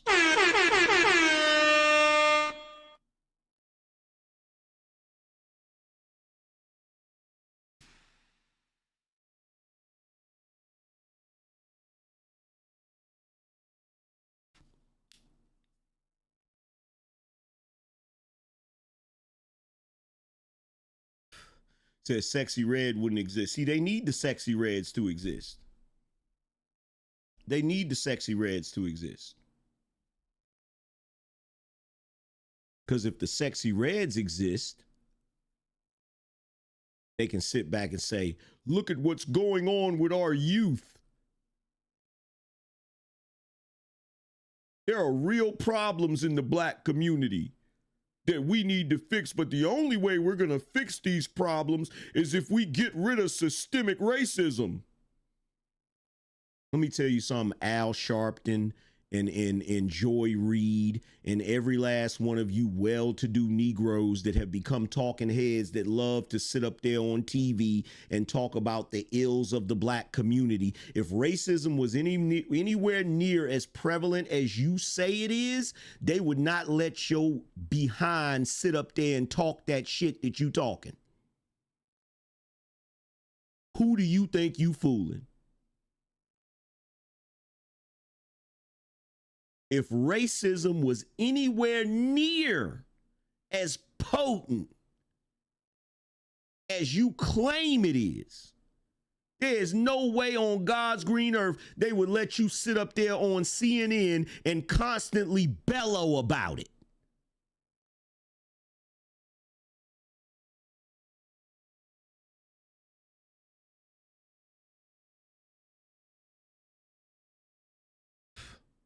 There's no way. The fact that you can sit up there and say some of the most egregious things that you could possibly come up with about non-black people lets you know just how little racism affects our everyday lives today.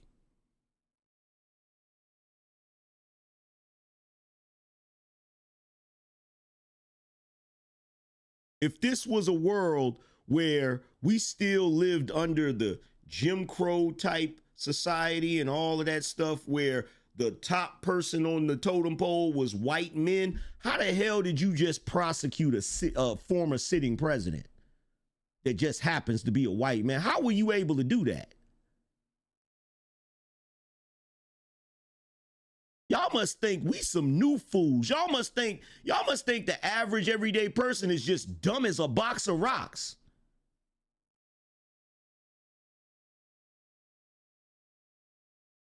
If we were still under the same system that's based on race, putting one group at the top, there's no way you would have been able to prosecute Donald Trump. Especially if he was the racist that you claim he is. How in the world are you able to hold a racist dude accountable in a racist dominated culture?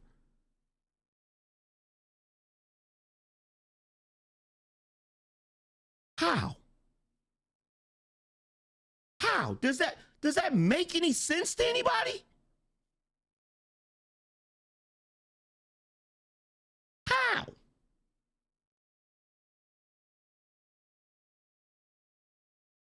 How is that possible?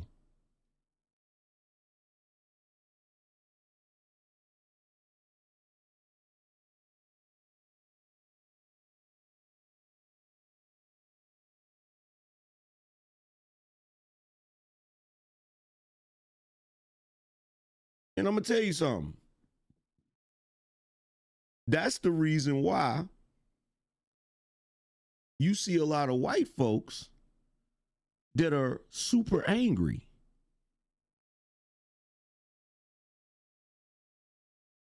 They're angry because you're constantly citing privilege that they no longer have. Do you have any idea how frustrating it is for somebody to constantly weaponize that you have some sort of privilege that in your mind you know you don't have? No, you wouldn't know nothing about that because you've never been in that position. Well, let me tell you something. Being a light-skinned man, it is annoying as fuck to have someone constantly telling you that you got privilege and you know damn well you ain't seen no sign of privilege.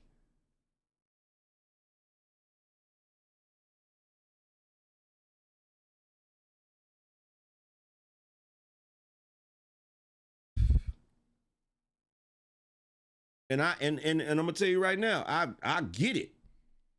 Especially with the white guys. I get what they're going through. You know why I get what they're going through?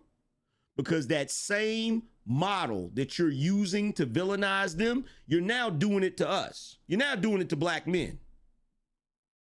That same model you're using to try to villainize them. Oh, the patriarchy, they're so oppressive. They don't want to give up their power. They just think they're supposed to dominate everybody. You're trying to use that on us now.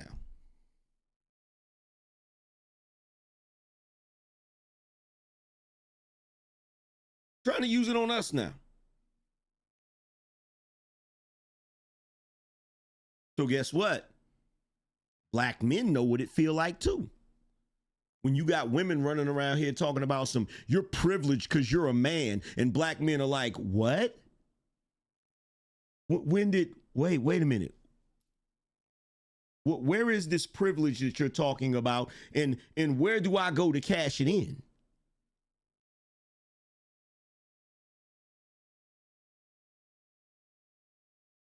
Do you realize that during the civil rights era and Jim Crow, you know how many, you know the percentage of women that were the victims of atrocities compared to the percentage of men? You know how many women were the victims of race atrocities, like race fueled atrocities?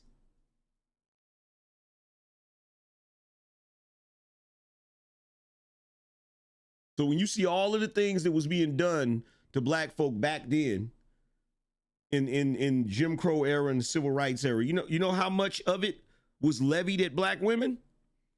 3%. 3%. 3%.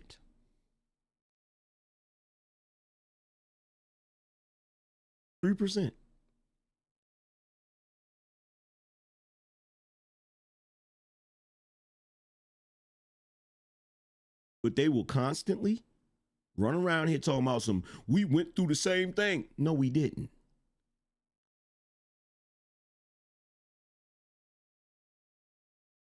And I don't say we literally. You know what I mean.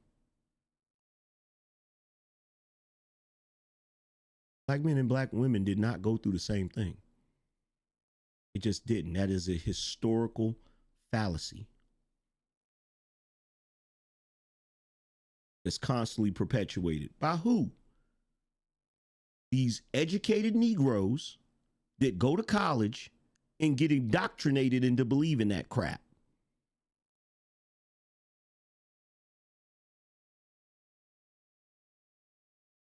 Because I tell you something else about these educated Negroes that you notice. There ain't a single one of them. There ain't a single one of them that will call out the behavior of the American B-Dub. You know why? Because if they do, they get ostracized from academia. Bet you didn't know that. Bet you didn't know that. Go ask Dr. Curry about it. Go ask Dr. Tiasan Johnson about it. Go ask any brother with a PhD that had the nerve to speak up about the ills of the American B-Dub and watch what they tell you happened.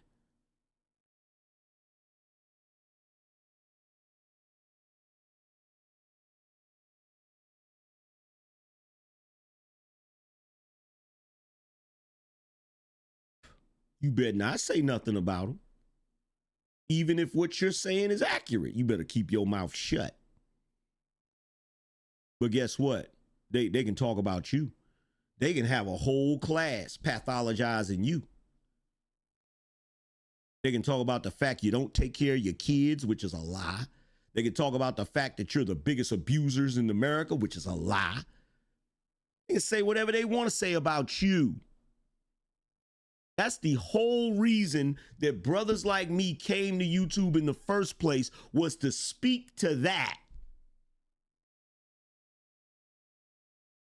The destruction of the black male image and the perpetuation of negative stereotypes about black men. That was the whole reason we came here in the first place. We didn't come here to teach dudes how to get women.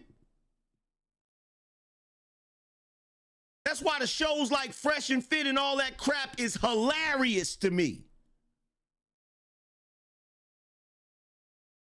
We didn't come here to teach no guys how to get women, how to deal with women. We didn't come here to have women on the show so we could prove that they don't understand what we're saying. We came here to combat the negative image of black men, not contribute to it.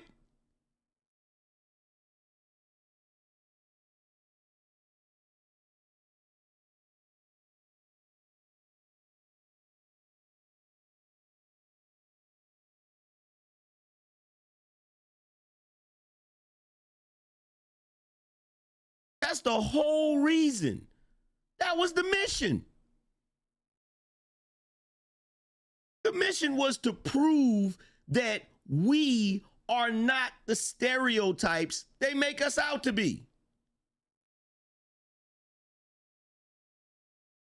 Stop saying brothers did this. We didn't do that. Stop saying brothers did that. We didn't do that. Stop perpetuating these myths about us that we don't take care of our kids and we don't want to work and we don't want to do this. That was the whole reason. And unfortunately, there were guys that sat back and saw us gaining popularity and said to themselves, ooh, we can make money off of this. and slid their ass in here and commandeered everything that we was doing and took it in a direction that none of us approved of.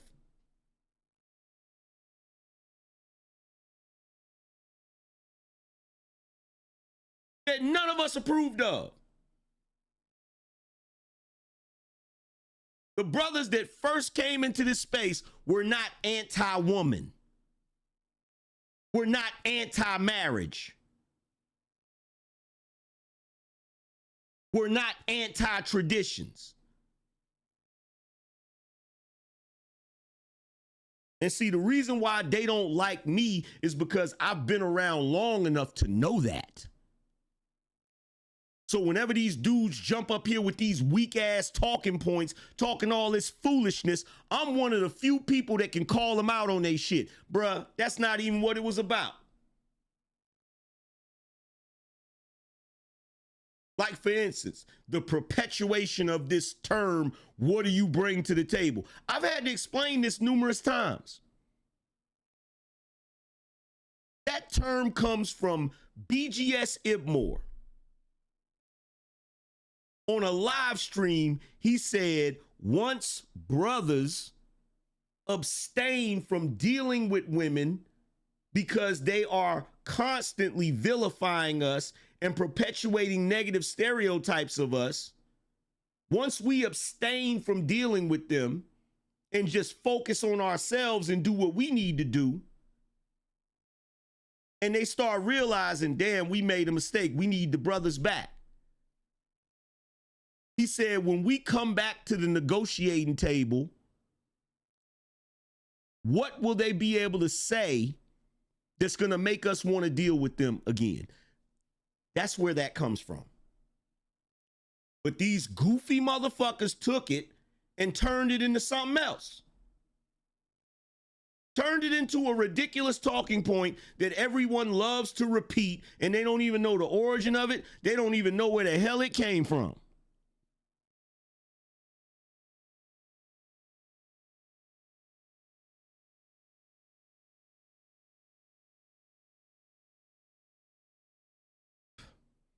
It's just a simple term to describe that brothers feel like when it comes to marriage and relationships, the juice isn't worth the squeeze. So if there ever came a time where women wanted to be married to men again, in law, in a mass, like if the concept of marriage became popular again, brothers would want to know what would be a benefit to me to get married. That's all that was. That's all that was. It wasn't a dating tool. It wasn't something for you to say to a woman, well, what do you bring to the table before you decide to date her? That's not what that was. But it just shows you how people can take things and twist it and manipulate it and make it something else. Because guess what? A lot of these talking points that they use that trigger the crap out of women, if those women had a conversation with the dudes that came up with the ideology that gave birth to those talking points, they wouldn't be triggered, because what the brothers is saying would make fucking sense.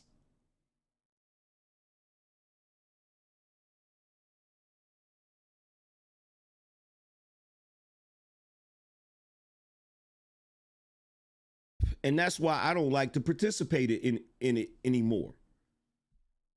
Because it's painfully evident that in this day and age, people, black people specifically, are so full of shit, they don't know which direction is up.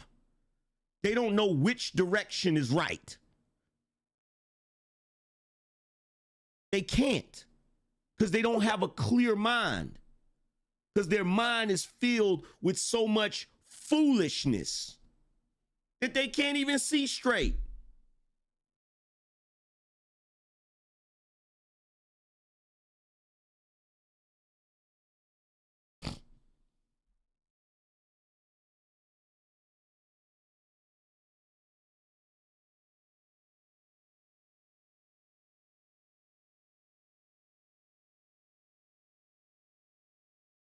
And it's crazy because I sit back and I watch all of it.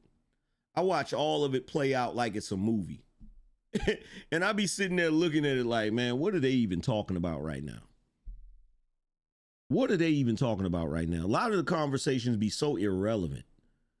They'd be so irrelevant to everything. You just be sitting there like, y'all just doing this to be doing it. Y'all playing Ring Around the Rosie. That's all you're doing. Playing Ring Around the Rosie.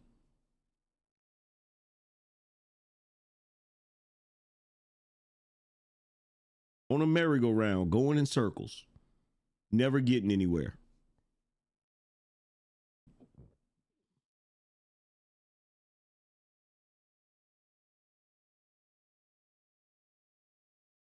Look, Sammy said, too busy arguing in the shade room if someone has enough melanin to call themselves black. Exactly. The most ridiculous, they have nowadays, they have the most ridiculous arguments ever. And guess what? People got to understand, because like when I first started coming up here talking or whatever, right? People used to say, oh, talking, all y'all doing is talking don't matter. Let me tell you something. Never say talking doesn't matter. It does. It does. The ability to converse with one another and exchange ideas as human beings is very important, because that is what shapes and molds our personalities, which ultimately shapes and molds the culture that we live in, the society that we live in. You look at the conversation that's being had now, due to the fact that we have social media, it's now become a global conversation. It's become a global conversation where the world is smaller than it was before, right? If you go back to the 80s, when there was no internet, right?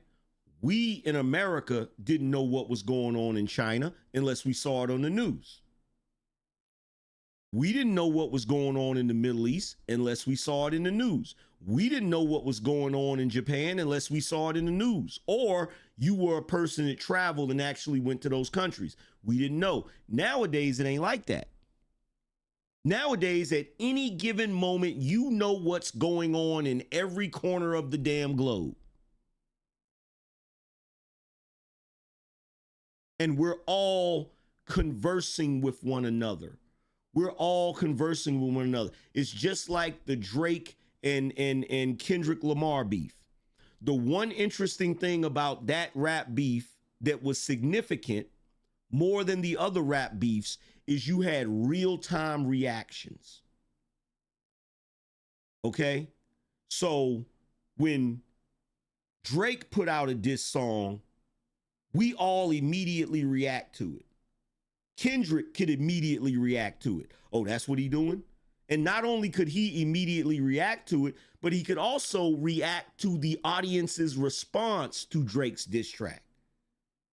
So then when Kendrick puts out his diss track, we automatically respond to it. Drake can automatically respond to it, but also he could sit back and look at the reactions on the internet. So guess what? We as an audience shaped and molded that beef, or at least the interaction of it. We shaped and molded the direction that drama went into. Now, the reason why I gotta point this out is because the same conversation is being had about numerous other topics.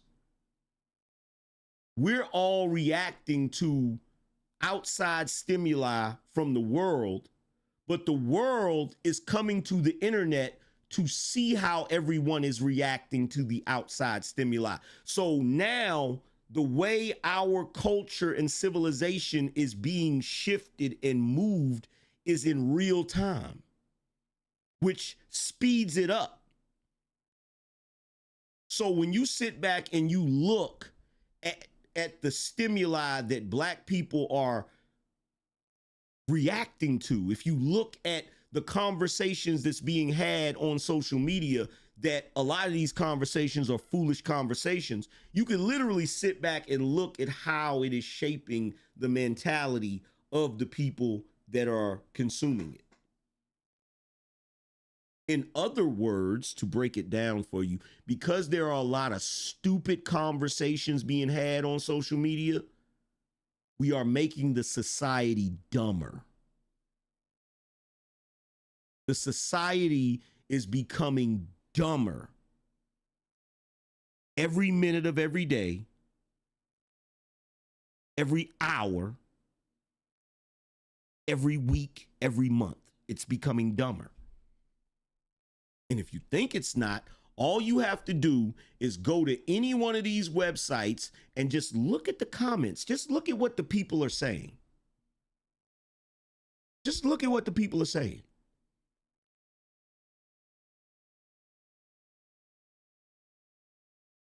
See, for somebody like me, a Gen Xer, and any one of you that are Gen Xers, right?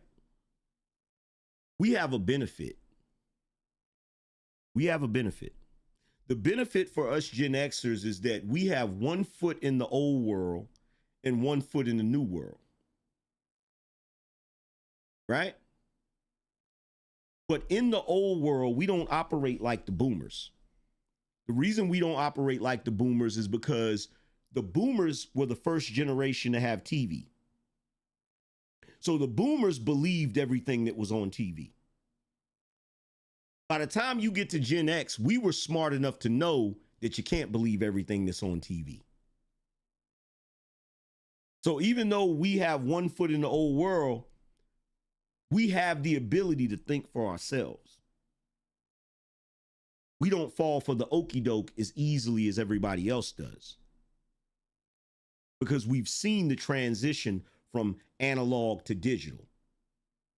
Now, in the new world, we don't operate like the new youngins, because guess what? The same way that the old boomers believed everything they saw on TV, the new Gen Zers believe everything they see on the internet.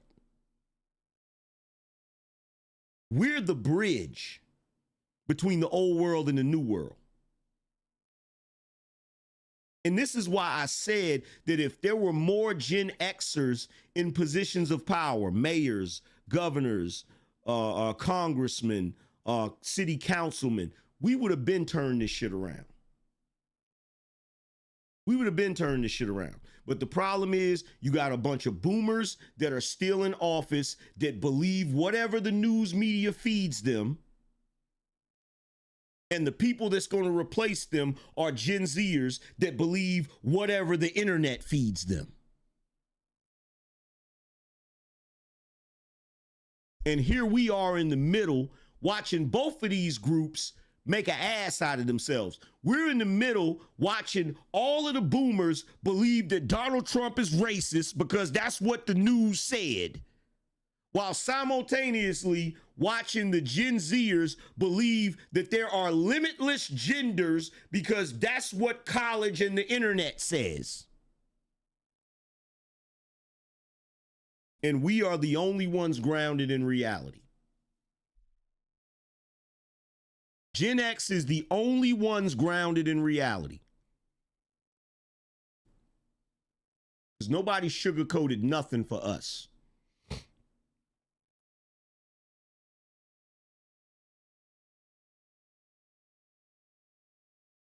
Nobody, no one sugarcoated anything for us.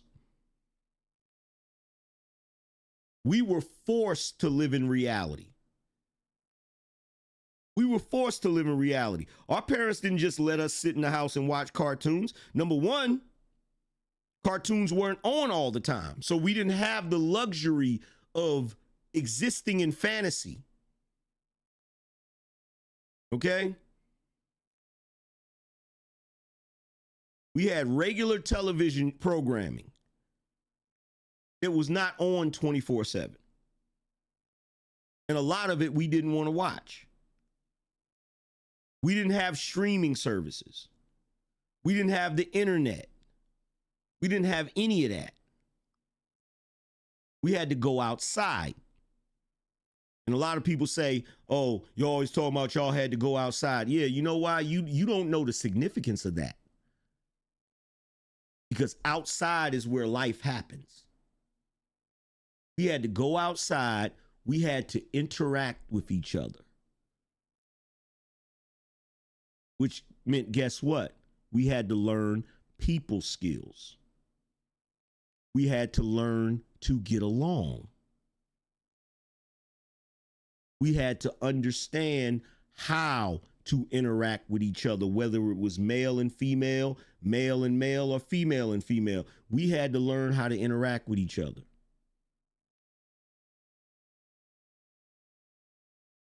We had to live in the real world. And not to mention that there were a lot of events that happened during our lifetime that shit just got real. Guess what? We weren't allowed to just run around here trying to have sex with everything that was moving, because guess what? In our lifetime, AIDS popped up. Oh, shit got real. Shit got real. Crack era, shit got real. 3-strike rule, shit got real. NAFTA, shit got real. Lack of jobs, shit got real. Housing crash, shit got real. We are the only group of people, with maybe the exception of the greatest generation, that has had to go through numerous catastrophic, life-changing events. And that's the reason why we don't operate like everybody else, because we know at any given moment, shit can get real.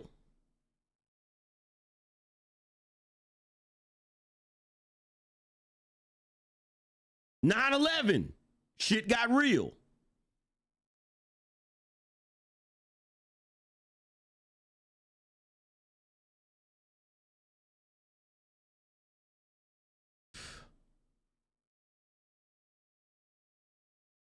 We watched a beloved NFL superstar just out of the blue was on TV in a Bronco running from the police, accused of deleting his ex-wife.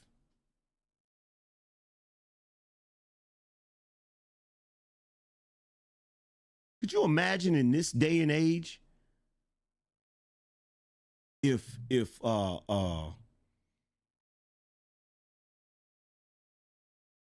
Mahomes was in his car running from the police because he was accused of deleting his ex? Could you imagine how the kids would react today if they saw planes flying into a building in one of our most popular cities?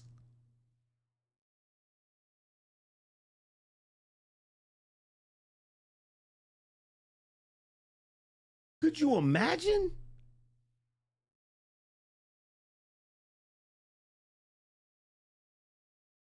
Exactly. LA riots, shit got real. Katrina, shit got real.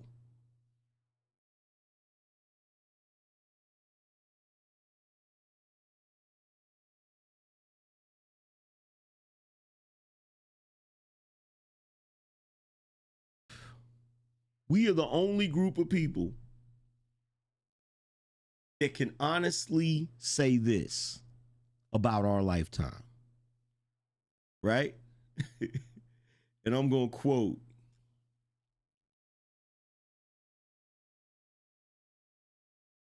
there's a quote from back in the day from Charles Dickens, A Tale of Two Cities. You know what the quote was? It was the best of times. It was the worst of times. We are the only ones that can say that. We're the only ones that can say that.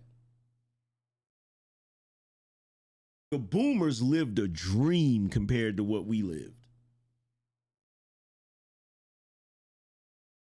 The boomers lived a dream compared to what we lived.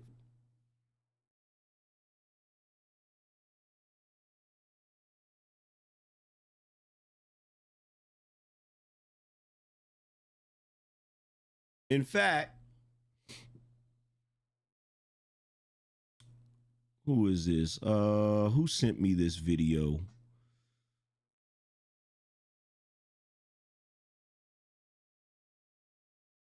Let's see if I can find this video.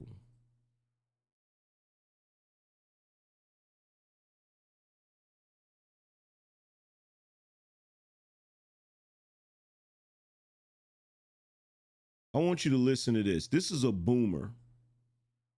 This is a boomer talking. America. The black baby boomers will be the first today. And here's what this article said about Negroes in America. The black baby boomers will be the first generation of Africans in America to raise another generation of Africans in America that will not do better than them. So in the 400-year history of our people, Mr. Hill, in this country, we are the only generation to raise another generation that will be worse off. We collectively need our asses kicked. And you can count me out of that. I will not contribute to that egregious statistic. They're not poor, we're just broke. Our money goes in one direction, away from us, and we're some of America's most conspicuous consumers. We are a $1.1 trillion annual economy. If we were a nation, we would be the 16th richest nation in the entire world. But again, our money goes in one direction, away from us, and we're some of America's most conspicuous consumers. And we will not stop buying from people who will not support us. We are addicted to consumption. We do not produce anything that we buy, and we do not sell anything that we purchase. We just consume. You know what? You know what one of the most beautiful things in the world? You know what one of the most beautiful things in the world is? I will sit up here and I will make statements that I think are original thoughts. A lot of times. And people will come here and look at me like I don't know what I'm talking about. And you know what will happen? Somebody that watches me, someone from the BINO Nation, they'll send me a clip. And it will always be some social scientist, some dude that's a PhD, some dude that is revered and respected in his field of study that I've never heard of. And he'll be saying the exact same thing that I said. He'll be saying this exact same thing that I said.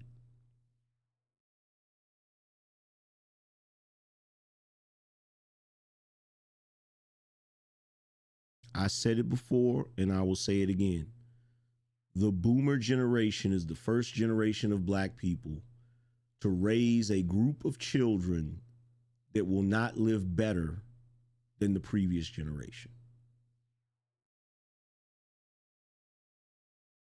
Every generation of black people in America have lived better than their parents, except Gen X.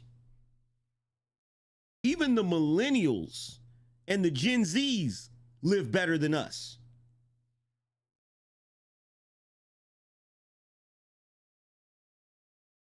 This is why I talk about the boomers the way I talk about them. This is why I place the failure at your feet, because you are the only generation to raise the next generation to live worse off than you. You're the only generation to do that. No other generation can say that. Every other generation made the world better for their children, except the boomers. You fucked us. And you like to sit back and pretend like there's a dude that be on the show. He said something about they're the greatest generation. Yeah, right, Negro. You know that's a lie. You know that's a lie. Your generation is the first generation of strong, independent women that didn't want to be mothers and homemakers. Your generation is the first generation of constant divorcees. Many of you have at least 2 divorces, sometimes 3 under your belt. So you're the first generation to suck at relationships. You're the generation of deadbeat dads. You're the generation of men who abandon your families.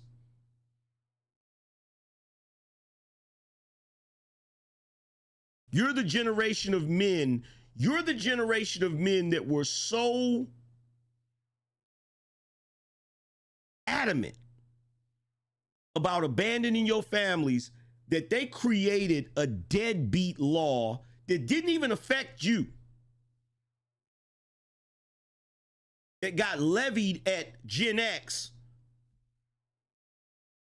who's really a generation of dudes that refuse to be deadbeats because they know what it felt like. That's why that stat changed when they did that study. We're the ones that changed that. Gen X fixed what you did wrong. You're the generation of deadbeats, which is why they created that deadbeat law and those harsher child support laws that were levied at Gen X who didn't even deserve to be treated like that. Tell you something else too that I'm sick of. You're the generation of women beaters too. Which is why we have a Violence Against Women's Act. Which is why we now have a culture that just assumes men are abusers. It come from y'all. Because you're the last generation that was allowed to get away with it. See, a lot of the laws they had for domestic violence, them laws didn't come until after y'all. They came as a result of the stuff that y'all was doing.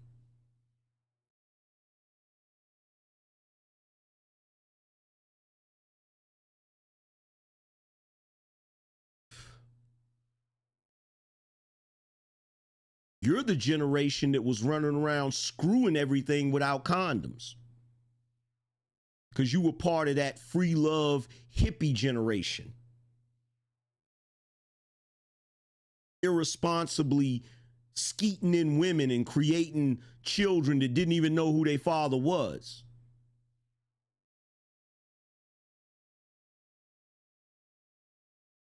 You're the generation that gave birth to drug culture too. Smoking, snorting, and shooting up anything you could get your hands on.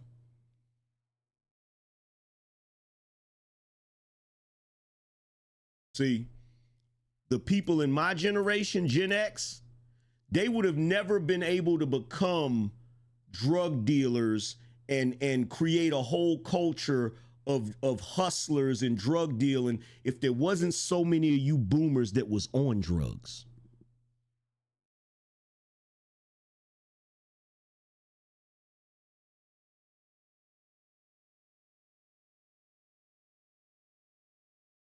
And the reason why I can point it out and talk about it is because every last one of us Gen X men had to pay for the sins of our fathers. And guess what? I'm going to call out the women too of the boomer generation. Y'all are the first generation of I don't want to be a homemaker. I want to go get a college degree and work a job. And while I will give you this, a lot of boomer women got dealt a bad hand when the dude they was with just up and bounced. I'll give you that. But you made the situation worse by making your daughters do your job at home. That's the reason why a lot of those young girls in Gen X couldn't wait to get out of the house. And one of the things that they felt was a remedy was to go get pregnant by a guy so that either that guy could rescue them from that house or so that they could get public housing and get the hell up out of their house, because they got tired of cooking and cleaning and doing your job and raising your damn children.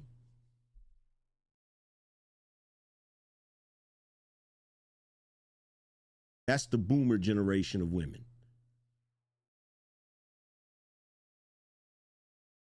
Not to mention, there was a lot of you boomer women that ignored your daughters when they said they were being touched, when they said they were being abused by some of those raggedy, perverted boomer men.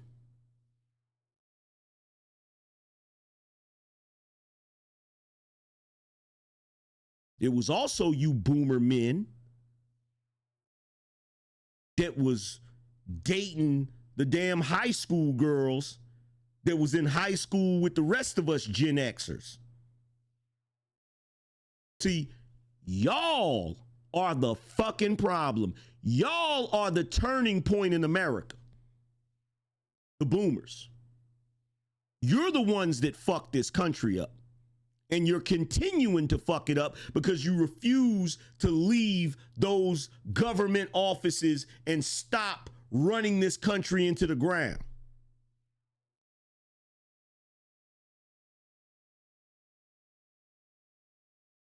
You're the reason that the women look at us the way they do. You're the reason the women don't want to get married. You're the reason the women don't want to be homemakers. You're the reason the women feel like being a homemaker is slavery. You're the reason the women believe that we'll be oppressive as husbands. You're the reason. You're the reason.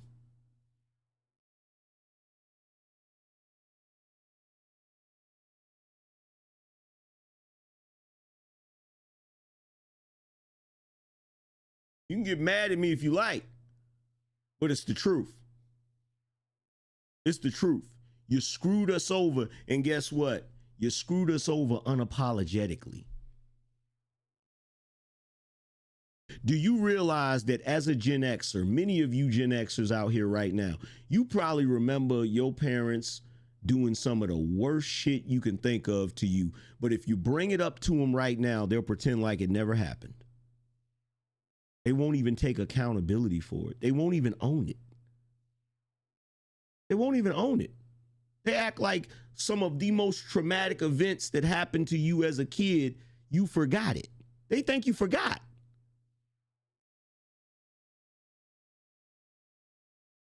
They think you forgot.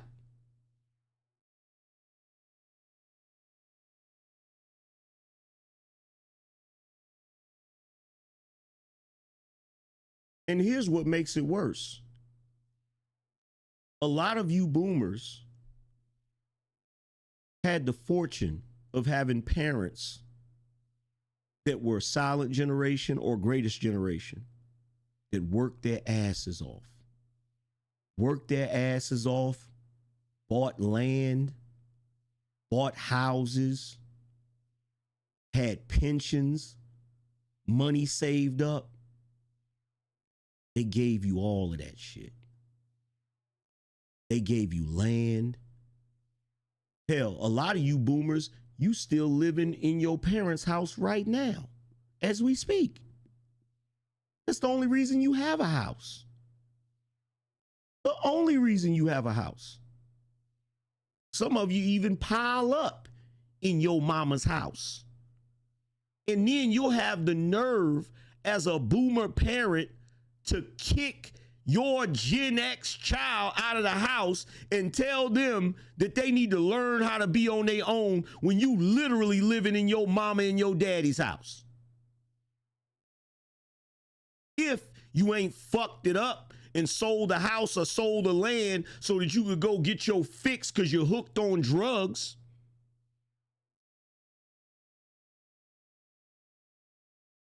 But at the end of the day, you know what you boomers passed down to us? Nothing. And you know why? Because you didn't have shit to give us. You didn't have nothing to give us. Because many of you were living off of the money and the property and the success of your parents. And you squandered everything that you had.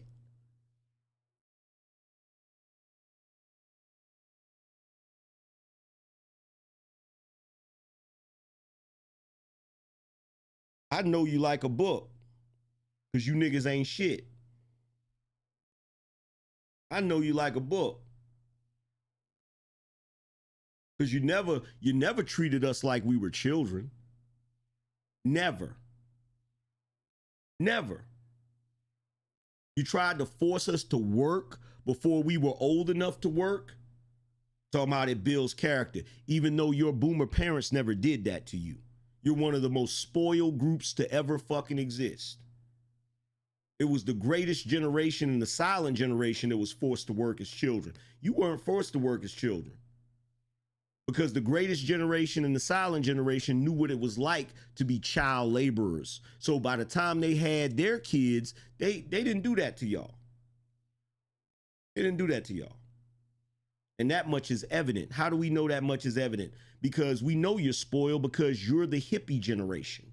You're the free love generation. You're the draft dodging, don't want to fucking work generation.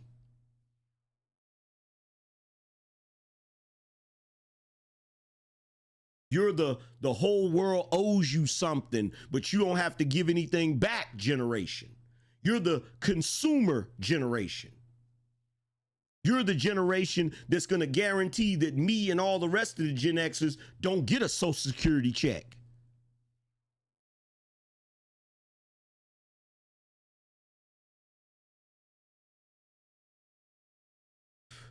You're the generation that forced us to work before we were old enough. You're the generation that put us out of the house before we had the ability to take care of ourselves, which caused us to be set back, which we spent most of our 20s trying to recover from. You're the generation that didn't teach us about credit. You're the generation that didn't teach us how to manage our money. You're the generation that didn't hold it down for us until we were in a position to take care of ourselves. You're also the generation that beat the hell out of us anytime we did the least little thing wrong. You're the generation that made us sit in the fucking car in the hot ass damn sun and told us not to come in the store because you didn't want to buy us shit. You're the generation that got mad at us if we wanted a damn $1.99 Happy Meal at McDonald's and cursed us the fuck out because you got hamburger meat at home. It's too many comedians that sit around and joke about all that damn trauma like it's something funny. Ain't nothing funny about that shit. You're the generation that told us stop playing that video game and kicked us out of the damn house and we had to stay outside in the hot ass fucking sun. Damn near getting a heat stroke. You're the generation that did not watch us. You're the generation that did not give a damn about what we had going on, which is why we was riding around with bikes with no helmets, no knee pads, no elbow pads, which is why we was all up in the damn woods and shit, all everywhere with no parental supervision. It's any wonder most of us survived, which we didn't. A lot of us didn't survive. You're the generation that kidnapped little kids, which is why we now have to have an Amber Alert. You're the generation that put razor blades in candy apples and poison in candy. So when we went trick-or-treating as kids, we had to have somebody go through our candy to make sure it wouldn't do harm to us. You're the generation that despised children.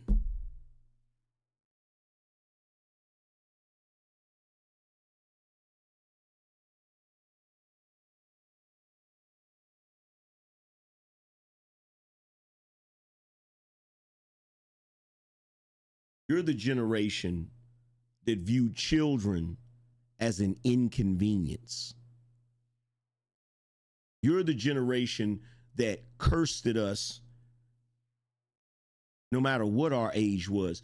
You're the generation that told us to close your goddamn door and stop letting out all the heat. You're the generation that told us to get the fuck out of your refrigerator. You're the generation that told us you don't close no doors in my house. You're the generation that told us we don't pay no bills, so we need to go somewhere and shut the hell up. You're the generation, if we asked you for anything, sound like you need to get a job. Like, you're the generation that traumatized us. You're the generation that created the I don't give a fuck about nothing Gen X generation. You're the generation that did not give us love, affection, understanding, and parental guidance.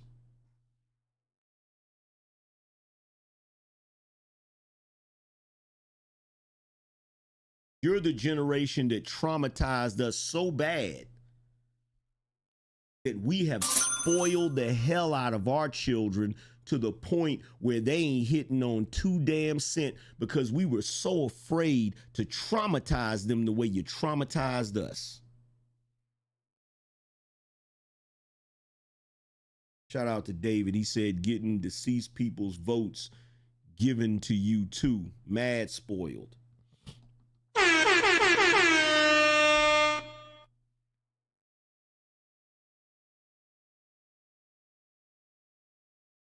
And guess what? There ain't a Gen Xer in here that's going to say that I'm telling a single lie. There ain't a Gen Xer in here that's going to be like, man, I don't know about that, Angryman. I guarantee you I'm triggering shit right now. I guarantee you there's people in here right now thinking to themselves, damn, man, I forgot about that. We're the generation that got beat with belts, switches, Hot Wheels tracks, extension cords, sticks.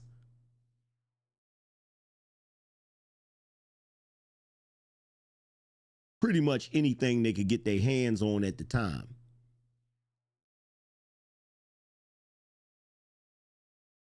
You're the generation that whenever one of us did something wrong, if any other kids was around when it happened, they got beat too. We're the generation where we could have been doing nothing wrong. We just was near the person that did something wrong and we got to get beat too.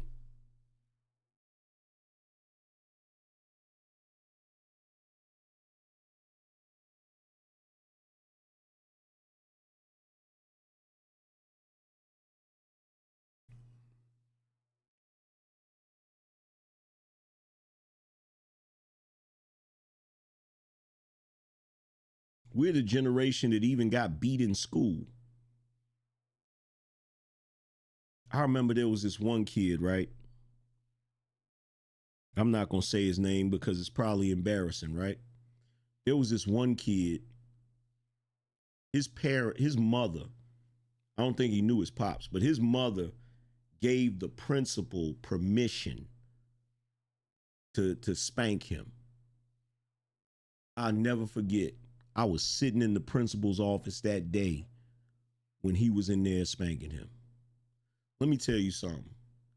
to give a stranger the ability to spank your kid is the craziest thing in the world. When I tell you, he had to been hitting him with a belt. When I tell you he was in there beating that kid's ass, he was beating his ass, bruh. I still remember the sound of it. I still remember I remember the sound, bro.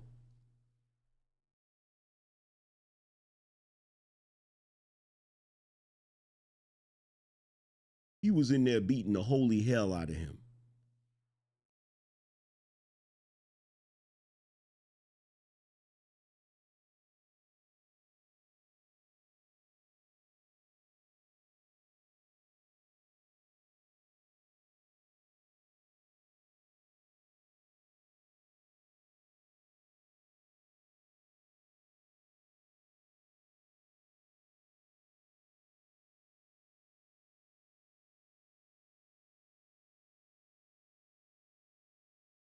It's so bad that as a parent, right?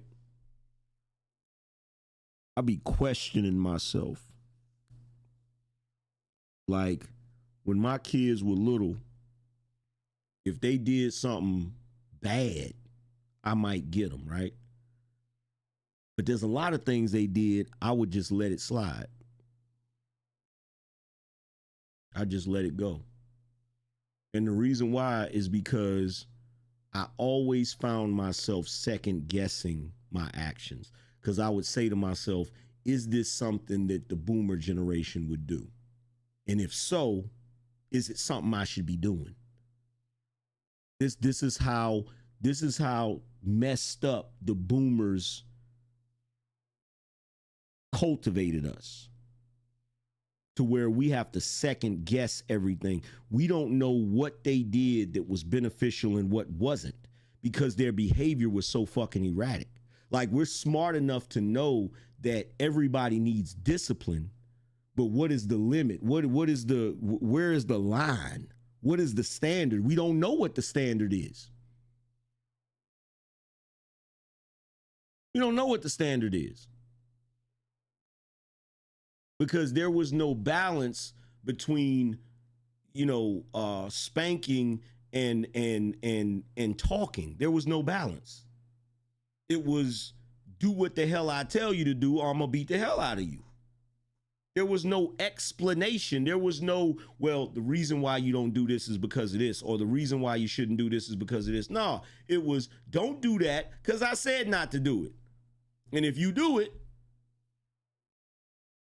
and then on top of that, look, I'm gonna show you something else too. They used to play psychological games with us. They used to play psychological games with us to increase the trauma. I'm gonna give you the perfect example. You did something wrong, or you made a mistake. Your mama would find out about it and she'd be like, I'm gonna beat your ass when I get home. Right? So you at school, you or wherever you at, you worried about that ass whooping. You go home all nervous and shit. You walk in the house and your mama is watching TV, laughing. You speak to her, hey mom. She be like, hey, how was school? It was all right. You go to your room, you think you lucked up. You think she forgot about it. She in there still watching her TV show, laughing her ass off. Then you come out of the room, now she on the phone. She on the phone talking. She ain't mentioned nothing about it.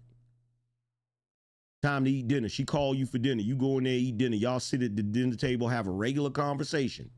You and your siblings, you chilling. You like, damn, she must have really forgot about it. You go do your homework. You go take a shower and get ready for bed. You go get in the bed and lay down and get all comfortable and you almost sleep and all of a sudden the door flings open. Get your ass up. You thought I forgot? And then beat the hell out of your ass. Do you have any earthly idea how messed up that is psychologically? Do you have any earthly idea how messed up that is psychologically?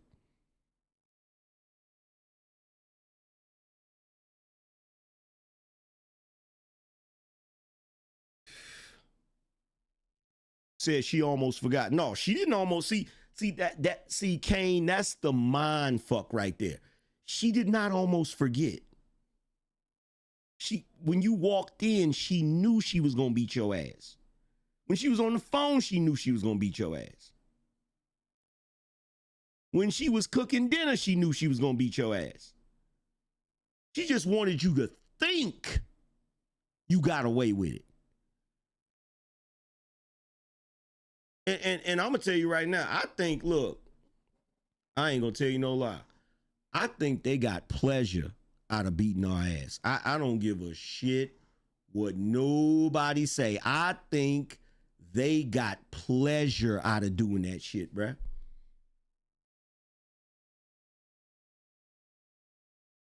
I think they enjoyed it.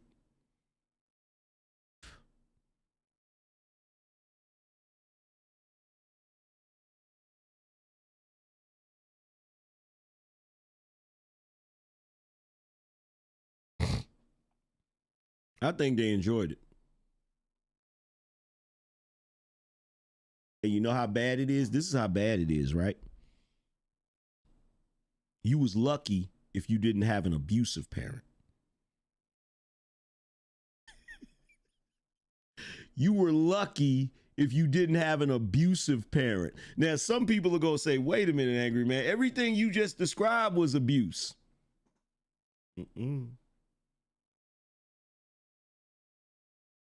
It's levels to this shit, young boy.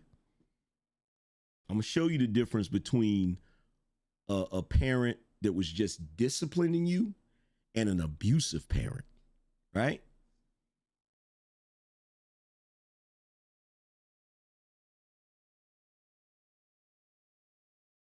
You got into a fight in school and got suspended. You came home and you got your butt whooped. That wasn't abuse, right?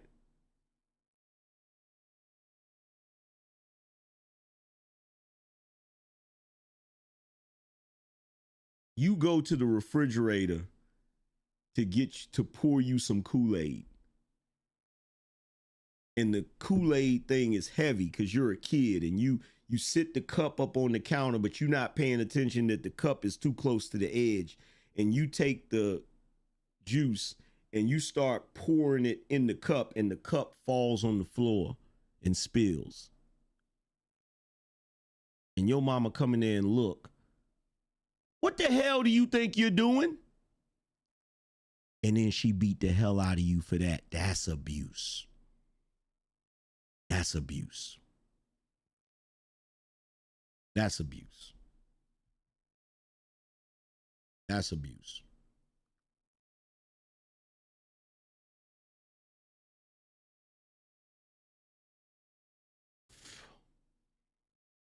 That's abuse.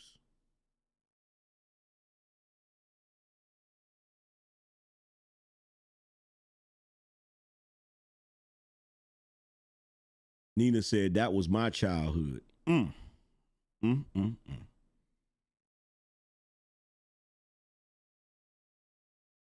See, I got lucky, right? I got lucky because when I was with my grandmother didn't do a whole lot of that. You know what I'm saying? My grandmother didn't get mad at me if I spilled a drink or some shit like that. She didn't do that. See, where I caught it was from other people. I caught it from the boomers. I caught it from uncles and aunts and, you know what I'm saying, shit like that. That's where I caught it. You feel me? That's where I caught it. You know, a lot of, and I will say this, I didn't get a lot of physical abuse, but I definitely got a lot of psychological abuse. I got a lot of psychological abuse.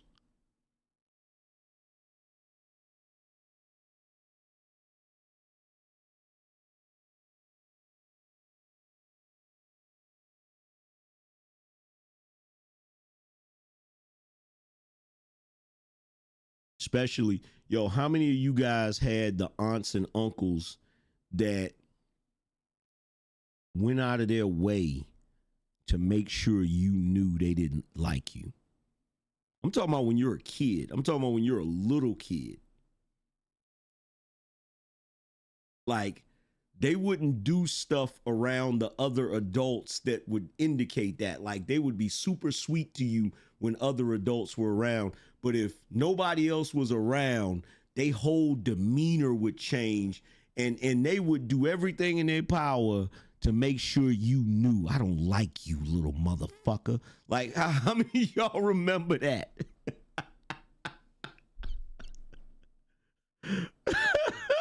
And you know what make it so bad?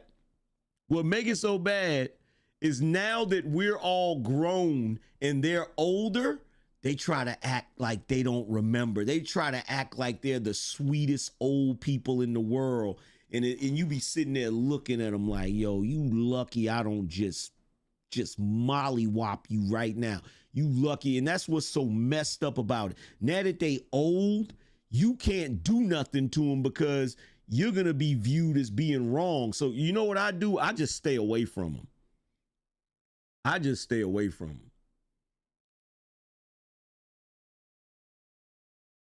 I just stay the hell away from them, bruh.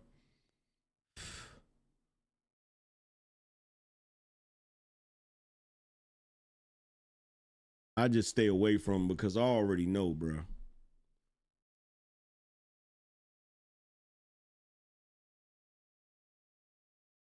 Jay Brooks said, my mother thought it was normal that her father used to make her kneel on bottle caps when they were bad. Jesus Christ. What is it with black folk?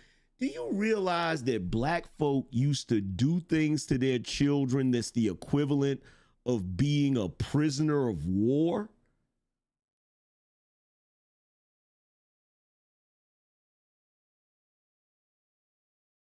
Like, you ever be a little kid and you just be playing? You be outside playing with the other kids and shit, and you happen to look over and you and your aunt or your uncle, y'all eyes would meet and they be looking at you like this.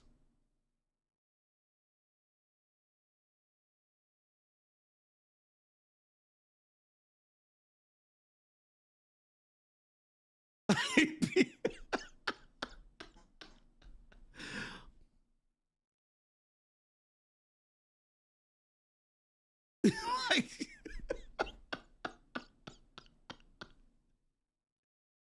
you be like, what the fuck?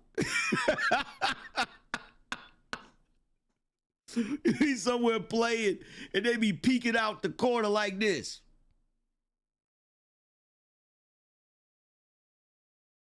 What the fuck?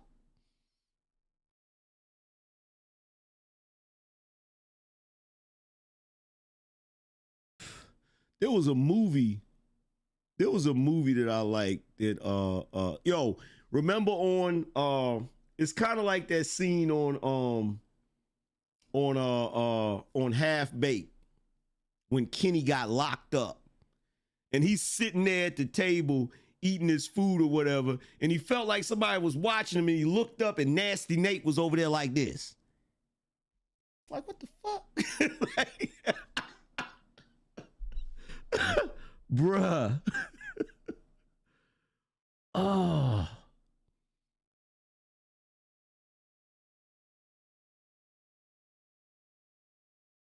Yeah, angry at you being children, bro. Mad at you. Bruh, check this out. Check this out. So in VA, right? In VA, right? There was a piece of land that belonged to my aunt, right? And there was nothing on the land at all. There was nothing, right?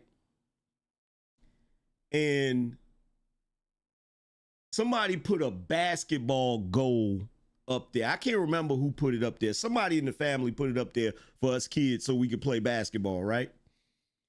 And so in the summers, we be playing basketball, right? And so one day, one of the family members had gotten another basketball goal, right?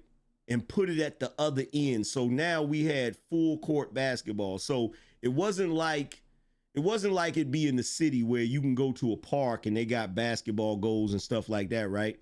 So in the country, you got to go buy a basketball goal or whatever, right? So there was 2 basketball goals. So now niggas had full court to play, right? My aunt that owned that land sent word that we need to stop playing basketball at that basketball court, right? We kept playing. One day we get out of school. They done parked cars on the court so we can't play basketball. I shit you not. I shit you not, bruh. They literally parked cars on the court so that we couldn't play basketball.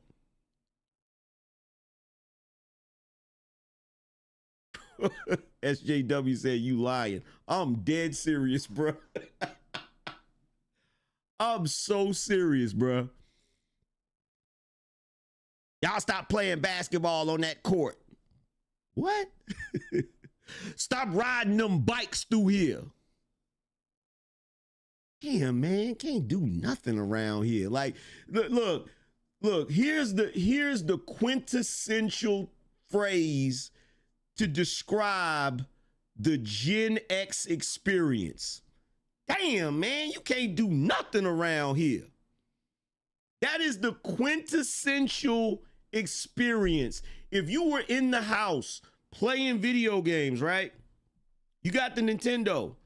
You got 2-player. You in there playing Mortal Kombat or Street Fighter. Y'all making too much noise. Go outside.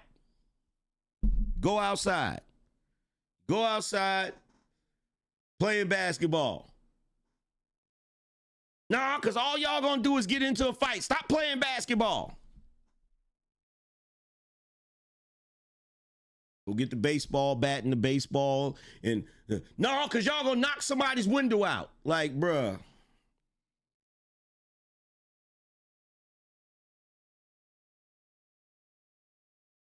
You couldn't do nothing, bruh.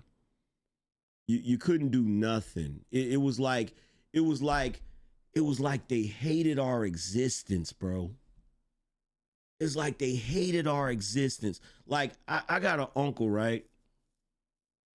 And him and my aunt would get mad if we walked across their yard. Wasn't allowed to walk across their yard. If we walked across the yard, they get mad about it. So you know we wasn't allowed to play in their yard, right? Wasn't allowed to play in their yard, right? So one day, we're sitting in my other aunt's house, and it's storming outside. It's, you know, we was in my aunt's house. We was in there watching TV or something, and you know, my aunt was from the silent generation. So whenever it storms, you can't do nothing. She's going to turn out all the lights. She's going to turn off all the TVs, and we just got to sit in the living room and be quiet because it's storming, you know, old school, God-fearing, you know. So we're sitting in there, and the storm is kind of letting up, and we just talking, having conversations. And come to find out, my aunt tells me something about my uncle, when he was a teenager, threw a party in my uncle's basement. This is the same uncle we couldn't walk across the grass. I'm like, you let him throw a party in the basement? Yeah, it was a good party too. This is what I noticed. And I don't know if it was just my family, but I'm going to ask you guys this question. Did you notice that the greatest generation and the silent generation treated the boomers 1,000,000 times better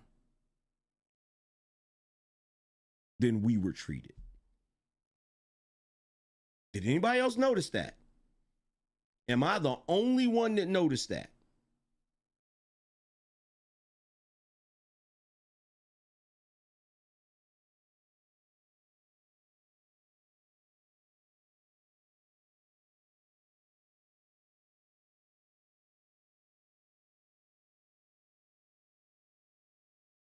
See, I thought it was just me.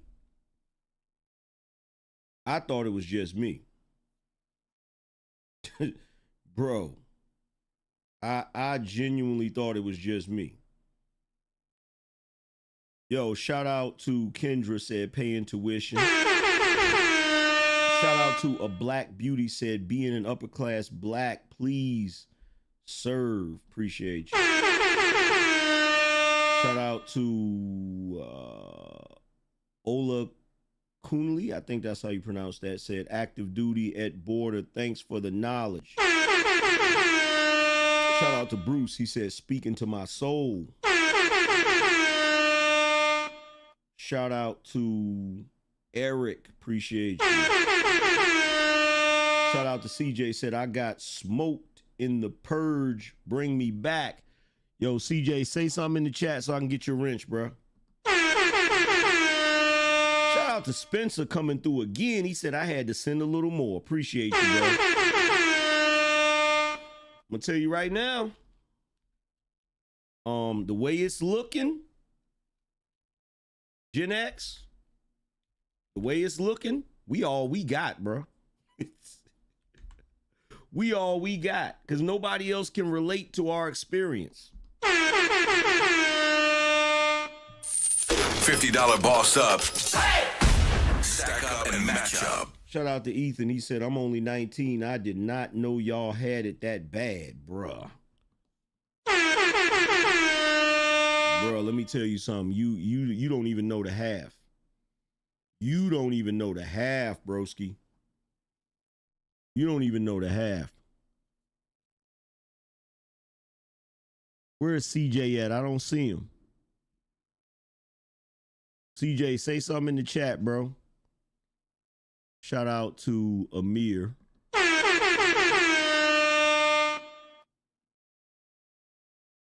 Oh, trust and believe, bro. You don't know the half. We caught it. We caught it. And look, this is the crazy thing. This is what I meant when I said it was the best of times, it was the worst of times, because I can't say that we had a bad childhood. That's what's so crazy about it. I can't say that we had a bad childhood. And I guarantee you, every Gen Xer in here will tell you that they didn't have a bad childhood. With all that going on, with all of that going on, I guarantee you most Gen Xers will say, I didn't have a bad childhood. It was fucked up things that happened during, and see, that's the difference between us and other generations.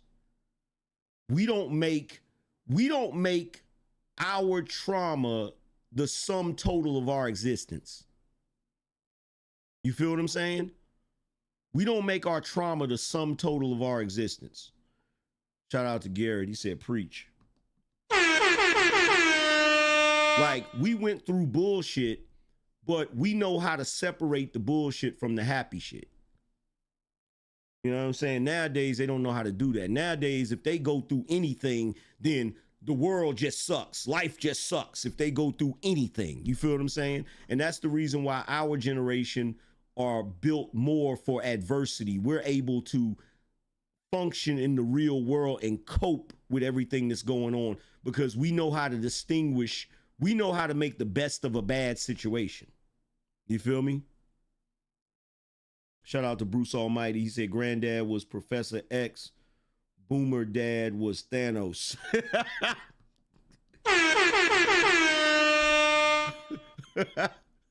Damn. That sounds accurate. That sounds accurate, bro. Oh my God. But yeah, we didn't have a bad childhood.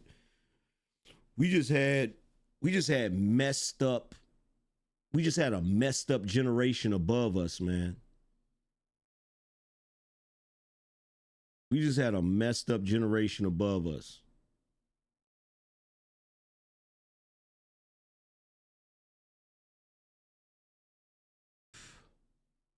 And I'm never going to let them forget it.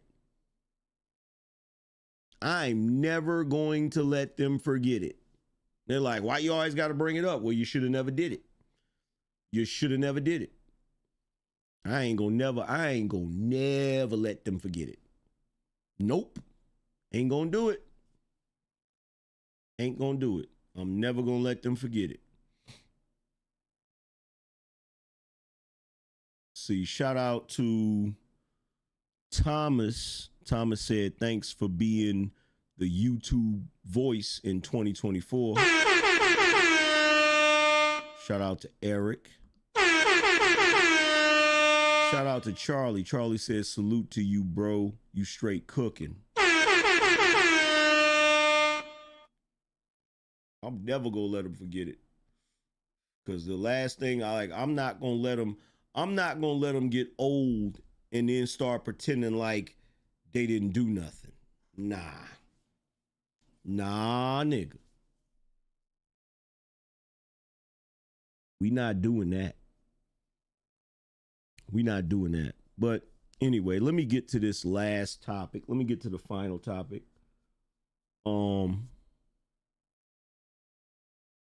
We gotta talk about Fani Willis. Fani Willis. Oh, lordy, lordy, lord. Fani Willis. There we go. I got you, CJ. Fani Willis.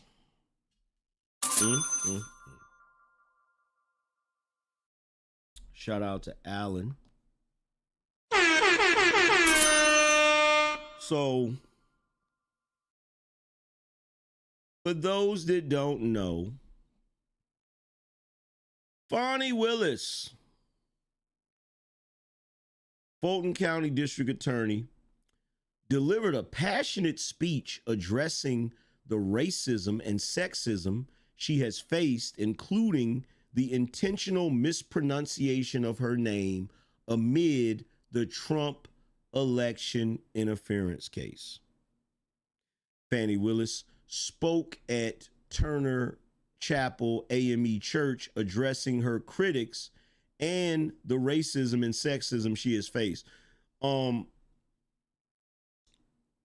First of all, the fact that she keeps going to churches and talking crazy about these cases, her cases should be tossed out of court just simply because of that. Because what she's doing is she's using her notoriety and her celebrity to sway the opinion of the public, which can also affect anybody that would end up being a juror on those cases. Like she's tainting the pool, you feel me, so to speak.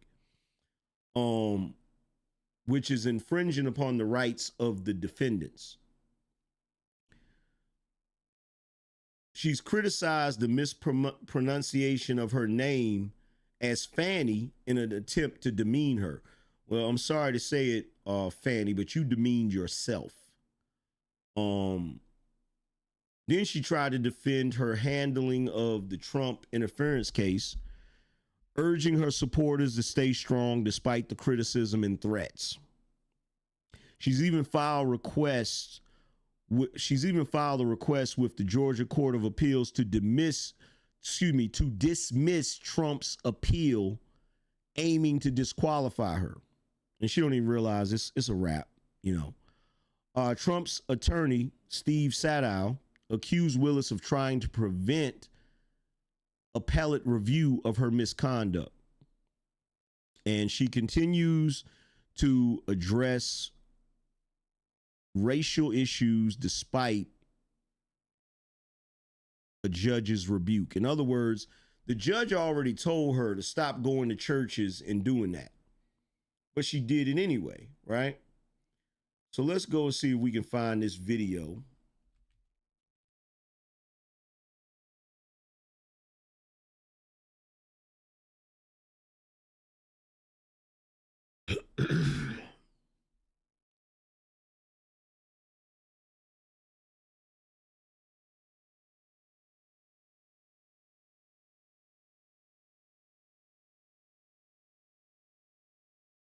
You just can't. Like, the crazy thing about Fani is she just can't stop running her mouth. She just can't stop talking, right? So here's what she had to say. District Attorney Fani Willis is taking aim at her critics during a speech at a Marietta church. Now, all of this comes as lawyers for former President Donald Trump and his co-defendants prepare to appeal the decision by Fulton County Judge Scott McAfee to allow her office to remain on the election interference case. And 11 Alive's Karis Belger was inside Turner Chapel AME Church today for her remarks. So I have a word to America today. Black women are sick and tired of being sick and tired. While addressing, Oh, there she go with the black woman. Black women are sick and tired of being. You ever notice that they keep? Oh my God! Like, bruh. Woo. You would think that they're their own racial group. You would think that they're completely separate from other black people. addressing the congregation at Turner Chapel AME Church, Fulton County District Attorney Fani Willis also took time to address her critics, like former New York Mayor Rudolph Giuliani, one of the co-defendants in the Fulton County election interference case against former President Donald Trump. I've heard from friends of all religious backgrounds and all races, really disgusted that in God's house, ugliness against women is celebrated and not Why do you think it's against women? Or is it just against you? That's the one thing that annoys the crap out of me is, on the one hand, if you make a statement about women, if you make a broad generalized statement about women, they'll say, first of all, we're not all the same. So you shouldn't generalize. You shouldn't generalize because we're not all the same. We don't all do the same thing. But you notice whenever they feel like somebody's criticizing them, now all of a sudden it's not a critique of them as an individual. It's a critique of all women. Like, you got to pick a struggle. You can't have it both ways. You're either a monolith or you're not. You can't say in one breath that you're not the same and you have different experiences, but then at the same time turn around and try to make your problem every woman's problem.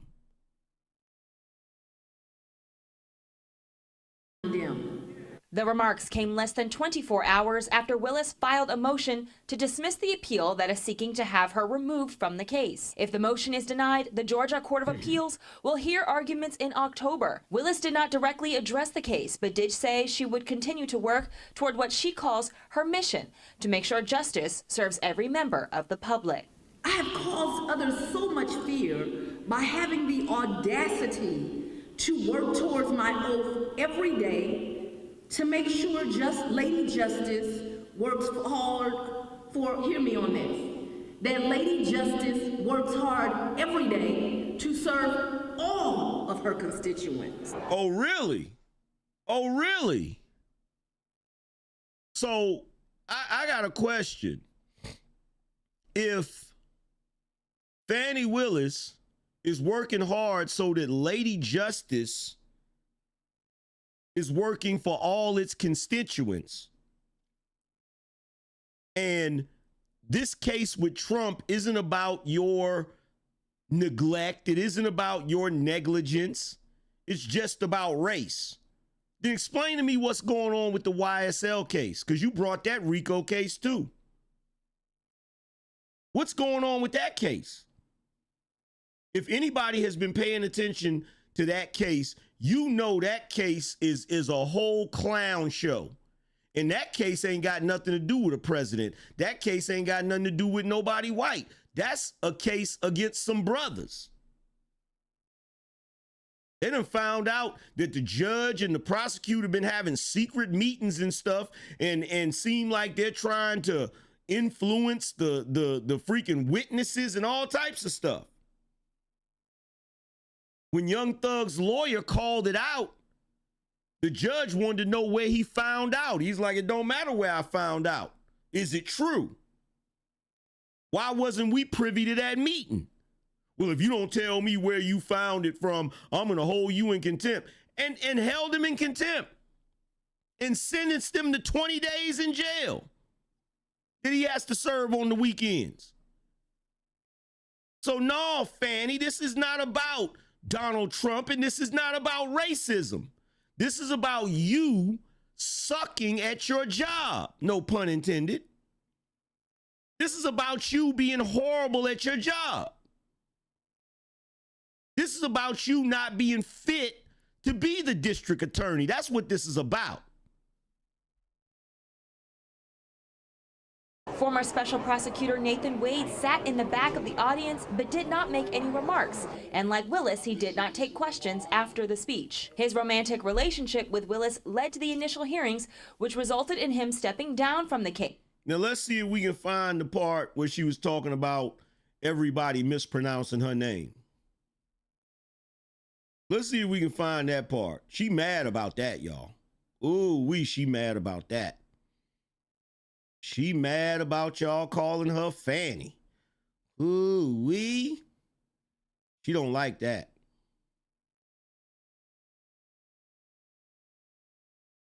Let's see if First Fulton County District, he's live. Yes, Tom, good afternoon. Fearon's kick. Over there running their mouth. While they over there running their mouth, I'm over here paying them no mind. Without ever saying his name. I can't tell you ain't paying them no mind. You up there giving a whole sermon. I'm so tired of hearing these idiots call my name as Fani in a way to attempt to humiliate me. Willis gave the speech.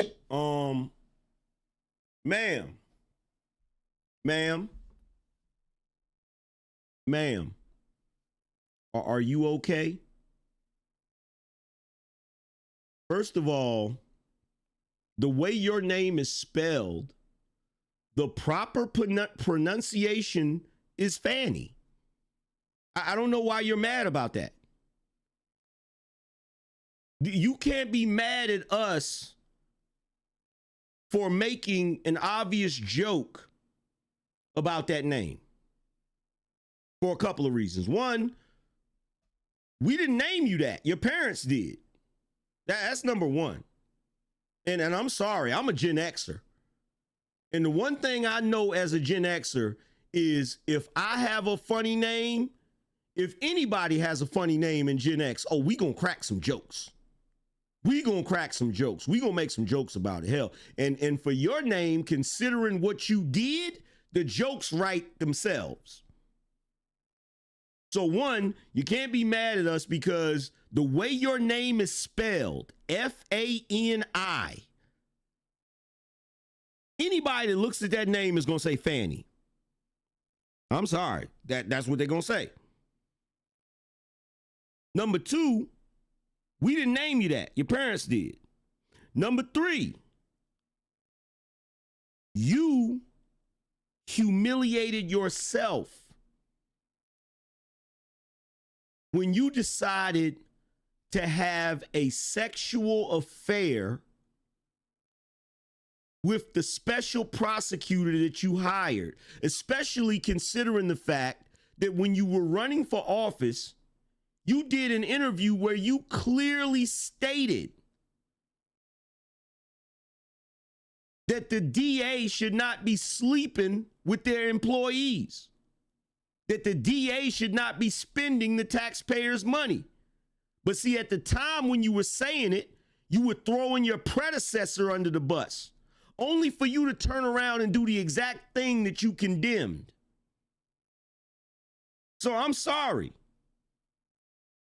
If you want to sit here and say, I'm tired of these idiots calling me Fani, well, you just happen to, because it's in reference to a woman's behind. Well, if you would have kept your behind where your behind was supposed to be, nobody would be cracking jokes about it. And you trying to make it be because you're a woman? Come on, let's be real. There's plenty of jokes that's been made about Nathan Wade. I can't name how many Nathan's hot dogs jokes I've heard. So this is not about you being a woman. You could have been a male district attorney with the last name Johnson and messed around and slept with your special prosecutor. And guess what? We'd have been making just as many Johnson jokes. Like, stop trying to make this be about, because they always do this, man. They always do this. They always make it about, oh, y'all just talking about a woman. No, we're talking about an individual that did one of the dumbest things you could possibly do. First of all, you brought a RICO case against a former president that no one else was willing to touch it. No one else was willing to. I gotta, when it comes to talking about this Fani Willis issue, I gotta work on my phrasing. No one was willing to bring that case except you, because they already knew that case was fraught with all sorts of problems. They knew that was not a case that you could prosecute, right? You brought it anyway. Now, once you brought the case, because this is a former sitting president, this was going to be the biggest case of your career. This was going to be the biggest case of your life. You would think that you would take it seriously. But instead, you decided to hire Lieutenant Daniels from The Wire, Nathan Wade, and have sex with him. Now, let's not even, since you want to make this about gender, let's speak the plain truth. If you were a man, a black man, that was the district attorney of Fulton County, bringing a RICO case against a former president, and you hired a female special prosecutor that was a black woman, and you decided to have sex with her, this would be a whole other conversation. We would be talking about how that male district attorney abused his power to take advantage of that woman special prosecutor. We would be going berserk. In fact, you want to talk about the fact that, oh, this is an attack on a woman. If you were not a black woman, they would have been threw you off this case. If you were not a black woman, the scrutiny would be worse. They would have already threw this case out because you don't know how to keep your mouth shut outside of the courtroom. You're not supposed to be at a church talking about the case. Anybody knows that.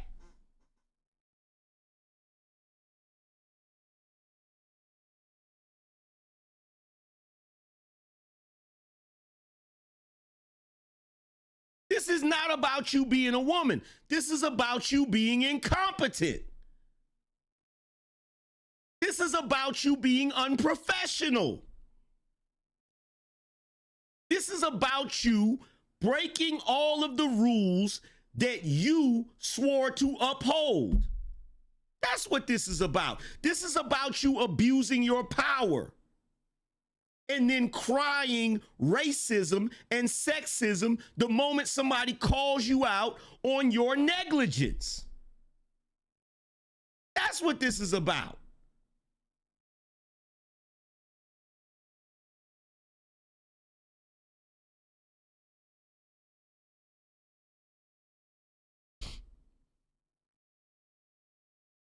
Nina says she doesn't know how to keep nothing closed. Nah, she don't know. She can, she can't hold a glass of water.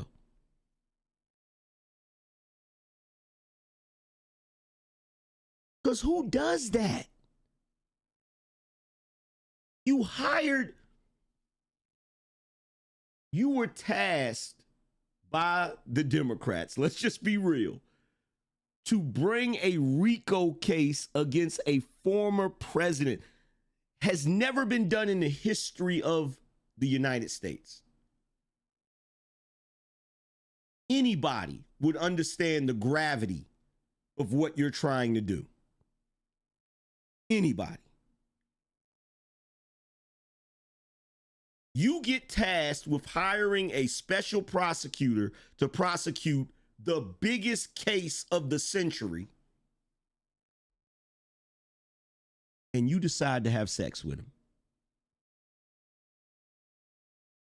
Now, here's the interesting thing about this. You want to sit up there at that church and preach? My question is, what kind of church is that will allow a fornicating adulterer to stand up there behind that pulpit preaching? That's number one. What kind of church and who is the leadership at that church that will allow a fornicating adulteress who steals women's husbands to stand up in that pulpit and preach as if you're righteous? That's number one. Number two, for you to sit up there and talk about you're being treated unfairly as a woman, what about all the women who work their asses off to be taken seriously as professionals, to be taken seriously when they are in positions of authority? What about those women that you have made look bad with your actions?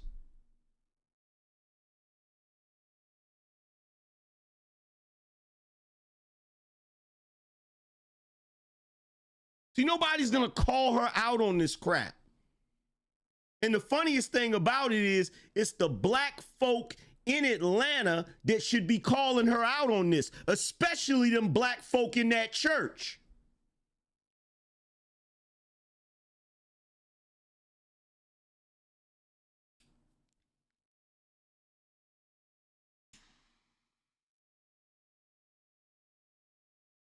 Talking about you're under attack as a woman. What about Nathan Wade's wife?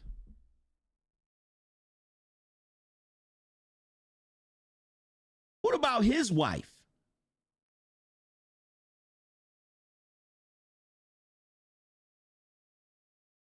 You know, the one that he filed for divorce the day before you paid him that $500,000.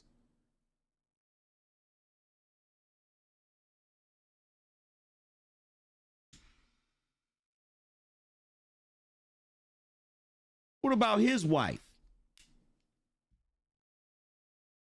that he abandoned and left destitute and tried to hide it from everybody by sealing the documents, something that people don't even do in divorce proceedings?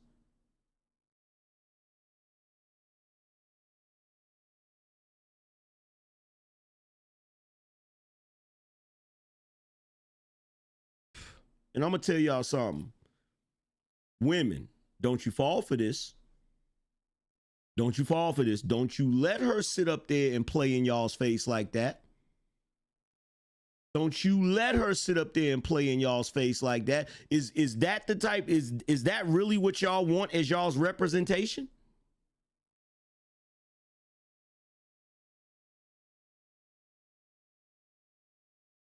Is that really what y'all want as y'all's representation?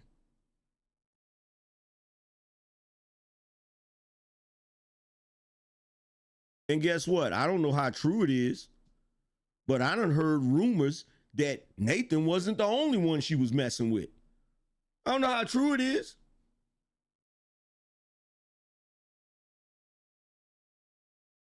And the interesting thing about it is that nobody's going to view it as her abusing her power. Nobody is going to view it as her abusing her position of power, which is exactly what it was.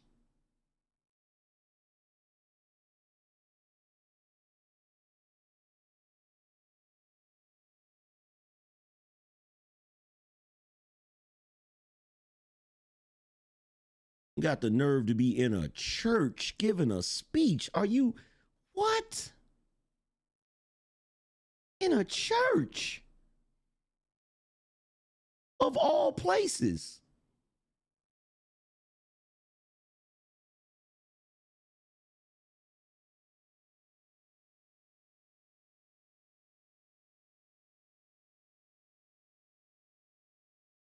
In a church, y'all. That's how far the church has fallen.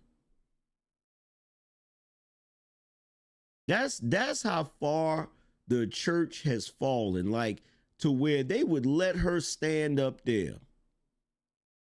And I could only imagine, I wish somebody would put a microphone in front of Nathan Wade's wife. I wish to God, not to mention, what about the young lady that worked for her and came to her and told her that they were mismanaging funds? And she sat there and told that young lady that she was going to look into it, and a week later had her walked up out of there by 5 police officers. What about that black woman? Fani, what about her?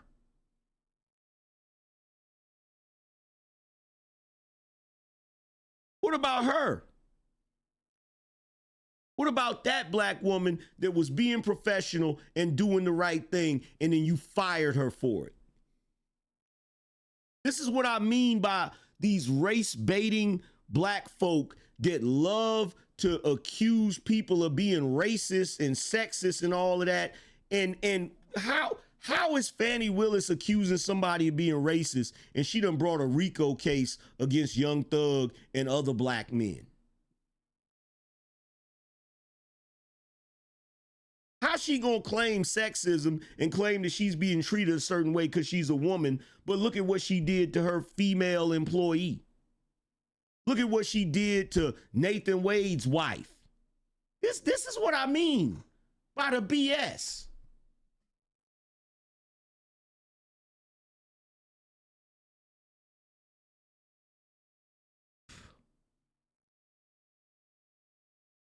This is what I mean by the BS.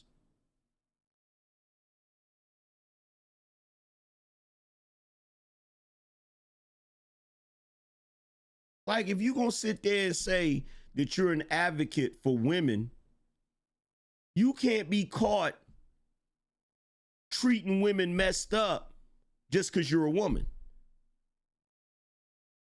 It's the same thing with the racism stuff. You can't be, you cannot be, because the funny thing about it, you feel me? If it was a white district attorney that brought that RICO case against Young Thug, all of Atlanta would be screaming racism. But because it's Fani Willis, and because there's a black judge presiding over that case, right? And look, I'm not saying that Young Thug and them shouldn't be prosecuted. They should for anything they did wrong, but it shouldn't be no RICO case. A RICO case? You think Young Thug and YSL was a criminal organization? That's a bit much. That is a bit much. That's a bridge too far. Especially the more that case unfolds, that mess should be thrown out of court.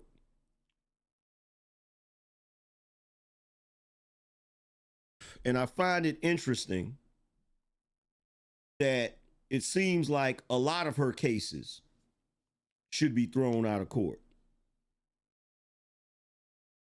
Shout out to Alan. Shout out to Keen. He said, excellent show tonight.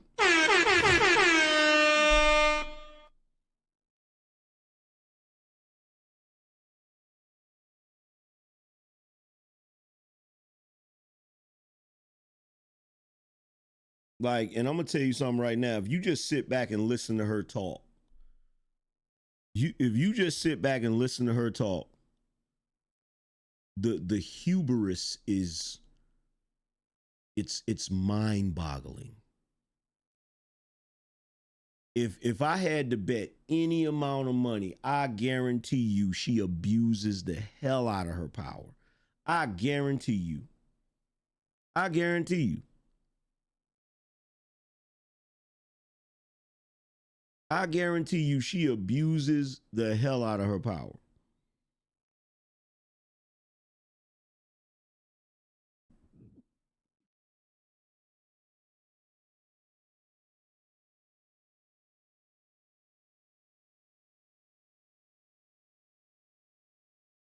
And don't even get me started about how she sat up there on that stand. The way she was acting on that stand, ooh wee.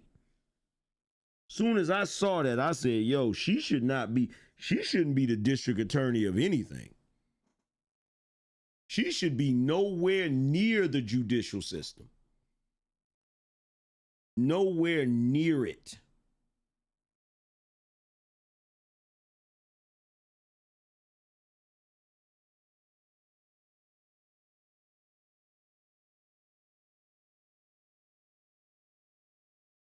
Nowhere near it. But anyway, I've been on here long enough on the late night, early mornings. Shout out to everybody that came through. I appreciate y'all for coming through and supporting the show. As always, you feel me? If you have not grabbed a copy of my book, The Angryman Standard, go over to Amazon and grab your copy. It's available in paperback and hardcover. All you have to do is type The Angryman Standard in the search bar, or you can hit the link down in the description. As always, I'm going to holler at you guys later. Salute to the whole BINO Nation. Shout out to everybody. Holler at you later. Deuces.